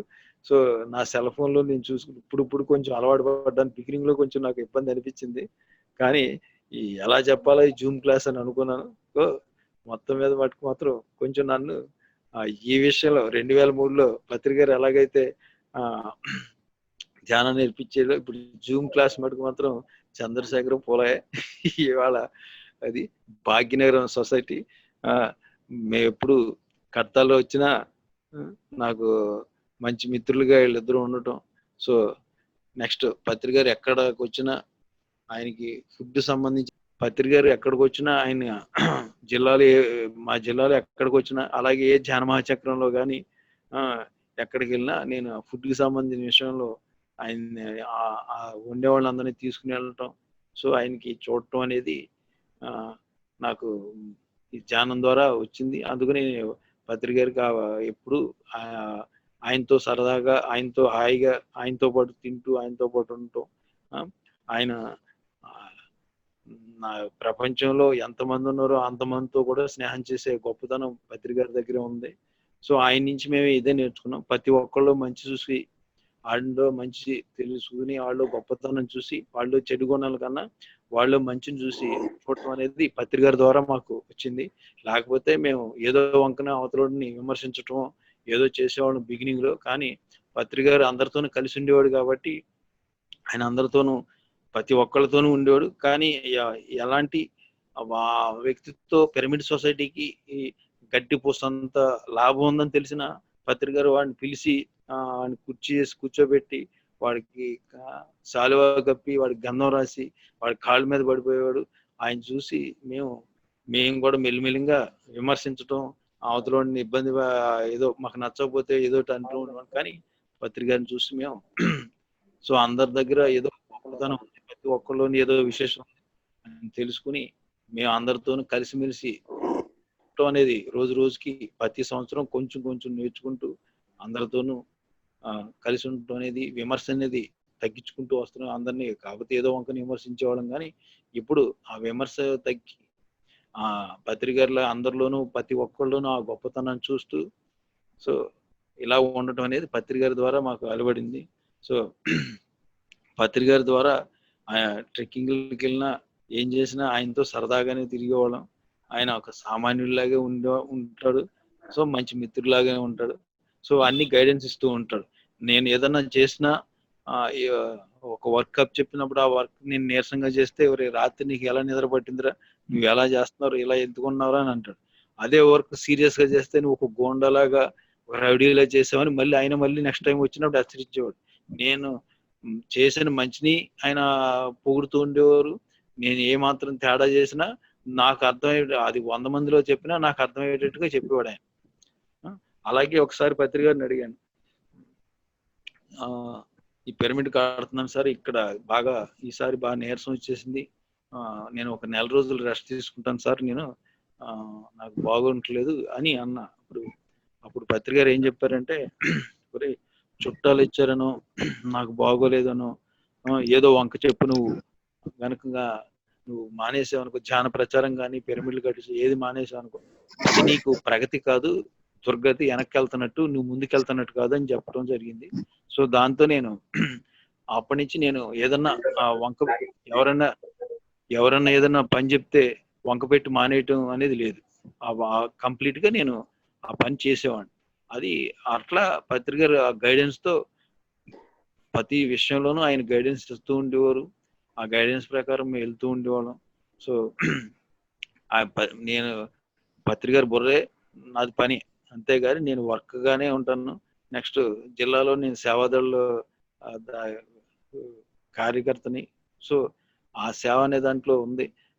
ఇప్పటికీ ఈ రోజుకి ఎక్కడ వర్క్ జరిగినా నేను జిల్లా నుంచి ఎవరు కావాలంటే వాళ్ళ సేవాదళకు సంబంధించిన టీం తయారు చేసి ఆ టీంని వాళ్ళకి ఋషికేశ్లో జరగని ఎక్కడ యజ్ఞాలు జరిగినా ఎక్కడికి కావాలంటే అక్కడి నుంచి వెస్ట్ గోదావరి నుంచి ఎంతో కొంతమంది మనుషులు పంపిస్తూ వాళ్ళందరినీ అక్కడ పంపించి ఆ కార్యక్రమాలన్నీ చేయమని చెప్తూ, వాళ్ళు ఏదైనా ఆర్థికంగా లేని వాళ్ళు అయితే జిల్లాలో వేరే వాళ్ళని అడిగి వాళ్ళందరికీ టికెట్లు తీసి వాళ్ళందరూ పంపించి ఇట్లా చేస్తూ జిల్లాలో సేవాదళ దాంట్లో నేను కన్వీనర్గా, జిల్లా కన్వీనర్గా కూడా ఉన్నాను. సో ఎంత నేను రేపో ఎల్లుండో సావుకి మనం జీవితం సాధించేస్తాను, మనం ఏం చేసేది ఏం లేదు, మంచం మీద పడతాం, ఏం చేయాలని భయంతో ఉన్న మనిషిని ఈవేళ వెస్ట్ గోదావరిలో ఒక 200 పిరమిడ్లకి 220 పిరమిడ్ల వరకు నేను పత్రికని తీసుకెళ్లి పిరమిడ్లని ఓపెన్ చేస్తూ ఆ పిరమిడ్లు కట్టే వాళ్ళందరికీ, కట్టగలిగే వాళ్ళందరికీ సపోర్ట్గా ఉంటూ ఇన్ని కార్యక్రమాలు చేస్తూ ఎన్ని పాంప్లెట్లు డాక్టర్ బలరాం ప్రతాప్ కుమార్ గారి ద్వారా అయితే ఒక లక్షల పాంప్లెట్, శివరాత్రి వచ్చిందంటే ఒక 5-6 లక్షల పాంప్లెట్లు పని, ప్రతి గుడికి మా పాంప్లెట్ వెళ్ళాలి వెస్ట్ గోదావరిలో ఉన్న. అలాగే అక్టోబర్ నెలలో గాంధీ జయంతికి ప్రతి ఊర్లోనూ మేము ఈ పాంప్లెట్లు తీసుకెళ్ళటం, దాదాపు ఒక 5 లక్షలు మినిమం పాంప్లెట్లు ప్రింట్ చేసేవాళ్ళం వెస్ట్ గోదావరిలో శివరాత్రికి, గాంధీ జయంతికి. సో అప్పుడు అన్ని ఈ పాంప్లెట్లన్నీ తీసుకెళ్ళి నేను మండలాల వారీగా అందరికీ పాంప్లెట్లు ఇవ్వడం, అక్కడ ఉన్న మండలాల వాళ్ళందరూ, అక్కడ లోకల్ వాళ్ళందరూ చేయడం. అలాగే నెక్స్ట్ శాకాహారాలు వెస్ట్ గోదావరిలో ప్రతి పిరమిడ్ కట్టడం, ఆ పిరమిడ్ కట్టడానికి ముందు కానీ దానికి కానీ కంపల్సరిగా శాకాహార ర్యాలీ చేసేవాళ్ళం. అలాగే పత్రికతో శాకాహార ర్యాలీ చేసాం. జగపతిరాజు గారితో శాకాహార ర్యాలీ 46 మండలాలు, ఆయన ఎలా రూట్ ఫ్లాగ్ ఎవరో ఏది చేసినా శాకాహార ర్యాలీ చేస్తానంటే వెస్ట్ గోదావరిలో స్టార్టింగ్ నుంచి ఎండింగ్ వరకు నేను ఉండి వాళ్ళ గైడెన్స్తో వాళ్ళందరినీ తీసుకెళ్ళి, అలాగే నేను ఆఖరిని వాళ్ళు వెళ్ళిపోయి వాళ్ళని వెస్ట్ గోదావరి దాటించి పంపించున్నాం. 3 రోజులు 4 రోజులు అయినా సరే, 5 రోజులు అయినా సరే వాళ్ళకి అకామిడేషన్ చూడటం, వాళ్ళని డీజిల్ కాడి నుంచి అన్ని మేము చూస్తూ వాళ్ళని వచ్చిన వాళ్ళందరినీ ఎంతో గౌరవంగా పంపించేవాళ్ళం. So last year last year ఒకేసారి 2 శాకాహారం కూడా వచ్చినాయి. సో శ్రీనివాస్ ఒకటి, యాత్ర పని యానిమల్స్ శ్రీనివాస్ ఒకటి, నెక్స్ట్ వీళ్ళ ఇంకొకటి గిరిజన్స్ ని తీసుకుని వీళ్ళందరూ ఒక వైజాగ్ నుంచి కొంతమంది ఒక టీం తయారై వాళ్ళు కూడా రావడం జరిగింది. వీళ్ళతో కూడా మా మొత్తం ఈ జిల్లా అంతా శాకాహార ర్యాలీ చేయడం జరిగేది, దింసా నృత్యాలు చేస్తూ. సో ఈ కార్యక్రమం లేదు, ఆ కార్యక్రమం లేదు. 2003 మే 12 నేను ధ్యానం మొదలు పెట్టాను. సో ఈ రోజు వరకు ధ్యానం చెప్పటం, ధ్యానం చేయటం, ధ్యాన ప్రచారం చేయటం. సో ఇప్పుడైతే ప్రస్తుతం ఈ 2 నెలల నుంచి మా ఊర్లో ఉంటూ, సో ఇక్కడ మా పెట్ అన్ని కొంచెం రీమోడల్ చేసుకుని, సో ఇప్పుడు నేను ఇది 2008లో పత్రికని తీసుకొచ్చి మా ఊర్లో ఫస్ట్ అందరి చేత పిరమిడ్ కట్టించాలని ట్రై చేశాను. ఊరందరం కలిసి చేపిద్దామని ఎన్ని ప్రయత్నాలు చేసినా కుదరలేదు. సరే అన్ని చోట్ల పిరమిడ్ కడుతున్నాను, మా ఊర్లో కట్టలేకపోతున్నాను అనుకున్నాను. సో మా ఇంట్లో మాకు ఇల్లు ఉంది, కానీ మా నాన్నగారికి మా చిన్నానికి కలిపిన ఇల్లు, అది ఉమ్మడి ఇల్లు, అది ఇద్దరు ఉండటం ఇబ్బందిగా ఉంటుందని చెప్పడం, ఆ ఇల్లు బాగు చేయించాలన్న కుదరదు ఆయన. కానీ మా చిన్నాన్నగారికి ఆ ఇల్లు ఇచ్చేసి మేము ఒక ఇల్లు కట్టుకోవడం జరిగింది. ఆ ఇల్లు కట్టిన తర్వాత నేను అప్పుడు మా నాన్న అడిగి ఇల్లు కడుతున్నాను అంటే, సరే అయితే నువ్వు ఏమైనా చేసుకో, ఏమైనా కానీ నాకు మటుకు మాత్రం సరిసమైన గది ఒకటి కట్టు, దానిపై నేను పిరమిడ్ కట్టుకుంటానని చెప్పాను మా నాన్నతో. సో అట్లా ఆయన ఇల్లు అయిపోయిన తర్వాత నేను వచ్చి దమ్పేట రామారావుని తీసుకొచ్చి నేను కొలతలు వేపించి నేను 12x12 పిరమిడ్ కట్టడం జరిగింది. కట్టిన తర్వాత పత్రి గారు ఆ పిరమిడ్ ఓపెన్ చేయడానికి వచ్చారు. ఆ పిరమిడ్ ఓపెన్ చేసినప్పుడు పత్రి గారు ఆ క్లాస్ లో అందరినీ, గార్బాడి కళాలక్ష్మి గారిని, నెక్స్ట్ జగపతిరాజు గారిని, అలాగే వీళ్ళందరినీ క్లాస్ చెప్పమండం కాదు, వెంకటేశ్వర గురించి చెప్పమని అడగడం జరిగింది. వాళ్ళందరూ నాకు ఆ రోజు క్లాస్ ఏంటంటే వెంకటేశ్వరరావు ఏం చేశాడు ఏంటి అనే దాని మీదే క్లాస్. ఆ క్లాస్ లో మొత్తం యుగంధర్ను కూడా పిలిచి, అప్పుడు ఎలక్షన్ టైం అది, యుగంధర్ను పిలిచి అడిగితే యుగంధరరాజుని సోక్రటీస్ గురించి చెప్పమని అడిగితే, యుగంధరరాజు నేను వెంకటేశ్వరని చూశాను ఈ 8 సంవత్సరాల పాటు, వాడి గురించి చెప్పమంటే చెప్తాను, ఇప్పుడు సోక్రటీస్ గురించి అని నా గురించి చెప్పాడు. అప్పుడు చెప్తూ యుగంధరు ఏం చెప్పాడంటే, తాటోత్ రాఘరావు గారు పత్రి గారిని మనం కలెక్టర్ని కలుద్దాం, ఈరోజు మనం కలెక్టర్ దగ్గరికి వెళ్దామని అడిగితే, అప్పుడు కలెక్టర్ అంటే పత్రి గారు అన్నారు, కలెక్టర్ వల్ల ఏమవ్వదు, ఇదిగో వీడి వల్ల అవుద్దని నన్ను చూపించారండి. అప్పటికి నేను సరిగ్గా అప్పటికే పెరాలసిస్ అది వచ్చి తగ్గి, ఈ ధ్యానం చేసి తగ్గి సన్నగా ఉండేవాడిని, కొంచెం మాట అది సరిగ్గా ఉండేది కాదు. అసలు నేను ఏదో మాట్లాడుతూ ఉన్నట్టు, కానీ వీళ్ళకి అందరికి అర్థమైనట్టు ఉండేది.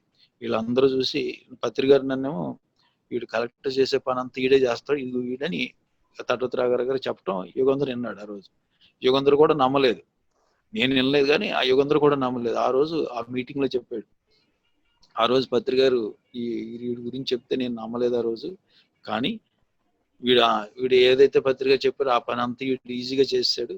కానీ మరి ఆ యుగంధర్ అన్న అతను బ్రహ్మాండంగా ఎన్నో పుస్తకాలు చదివాడు. మా వెస్ట్ గోదావరిలో ఆయన చదివిన పుస్తకాలు ఎవరు చదవలేదు. పత్రి గారు ఆయన ఎంతో గొప్పగా గౌరవంగా చూస్తాడు కూడా ఆయన సాధ్యంలో. సో అది పత్రి గారు ఆ రోజులో నన్ను 2003లోనే నేను ఈ పనులు చేస్తానని చెప్పాడు పత్రి గారు. కానీ ఆ మాట విన్న వాళ్ళు ఎవరు ఆ రోజు నమ్మలేదు. కానీ అది నాకు తెలియదు, కానీ అది 2008లో తెలిసింది, వీళ్ళ పత్రి గారు ఈ మాట అన్నాడు నన్ను చూపించి అని. హలో మాట్లాడు. హలో వినపడుతుందా? ఓకే వెంకటేశ్వర గారు చెప్పి ముగిచేసారు. ఒక 2 నిమిషాలు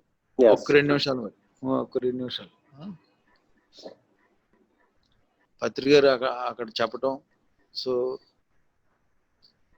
మరి ఇన్ని కార్యక్రమాలు చేసామంటే అవన్నీ మేము చేసామా, పత్రిక గారు మమ్మల్ని వెనకాల నుంచి నడిపించారా? అది అలాగే ఈరోజు నేను ఈ క్లాసు ఎలాగైతే నేను ఏ పని అయితే చేయాలనుకుంటున్నానో ఆ పనికి సంబంధించిన వ్యక్తులు ఆటోమేటిక్గా నాకు కలిసేవారు. సో వాళ్ళ ద్వారా నాకు ఈ పనులన్నీ జరిగిపోతాయండి. మొదటి నుంచి ఈ రోజు వరకు నేను ఏ కార్యక్రమం తలపెట్టినా దానికి సంబంధించి, కానీ ప్రయత్నం అయితే ముందు ఒక అడిగేసినప్పుడు మటుకు మాత్రం ఇబ్బంది పడేవాళ్ళం. ఒక కొన్ని రోజులు కష్టపడ్డ తర్వాత అది చాలా ఈజీ అనిపించేది ఏ పని అయినా సరే. సో అలాగే ఈ పాంప్లెట్లు పంచేటప్పుడు కానీ చేసేటప్పుడు కానీ నేను ఒక్కడనే మొదలయ్యేవాడిని. కానీ తర్వాత ఈవేళ వేల మంది నాతో పాంప్లెట్లు పంచేవాళ్ళు తయారైపోయారు. వేల మంది పిరమిడ్లు ఇప్పుడు నాతో పని లేకుండా వెస్ట్ గోదావరిలో పిరమిడ్లు కట్టేవాళ్ళు వచ్చేసారు. ఇట్లా ఇన్ని రకాలుగా ఈ కార్యక్రమం చేయటం జరిగింది. సో ముందు మరి ఇదంతా నన్ను నడిపించిన వ్యక్తి పత్రి గారే. సో మనం ఏదో అలా ప్రెజెంటేషన్ అంతే. సో మరి థ్యాంక్ యూ అండి. Hello, thank you sir. Thank you Venkateswara గారు. Thank you.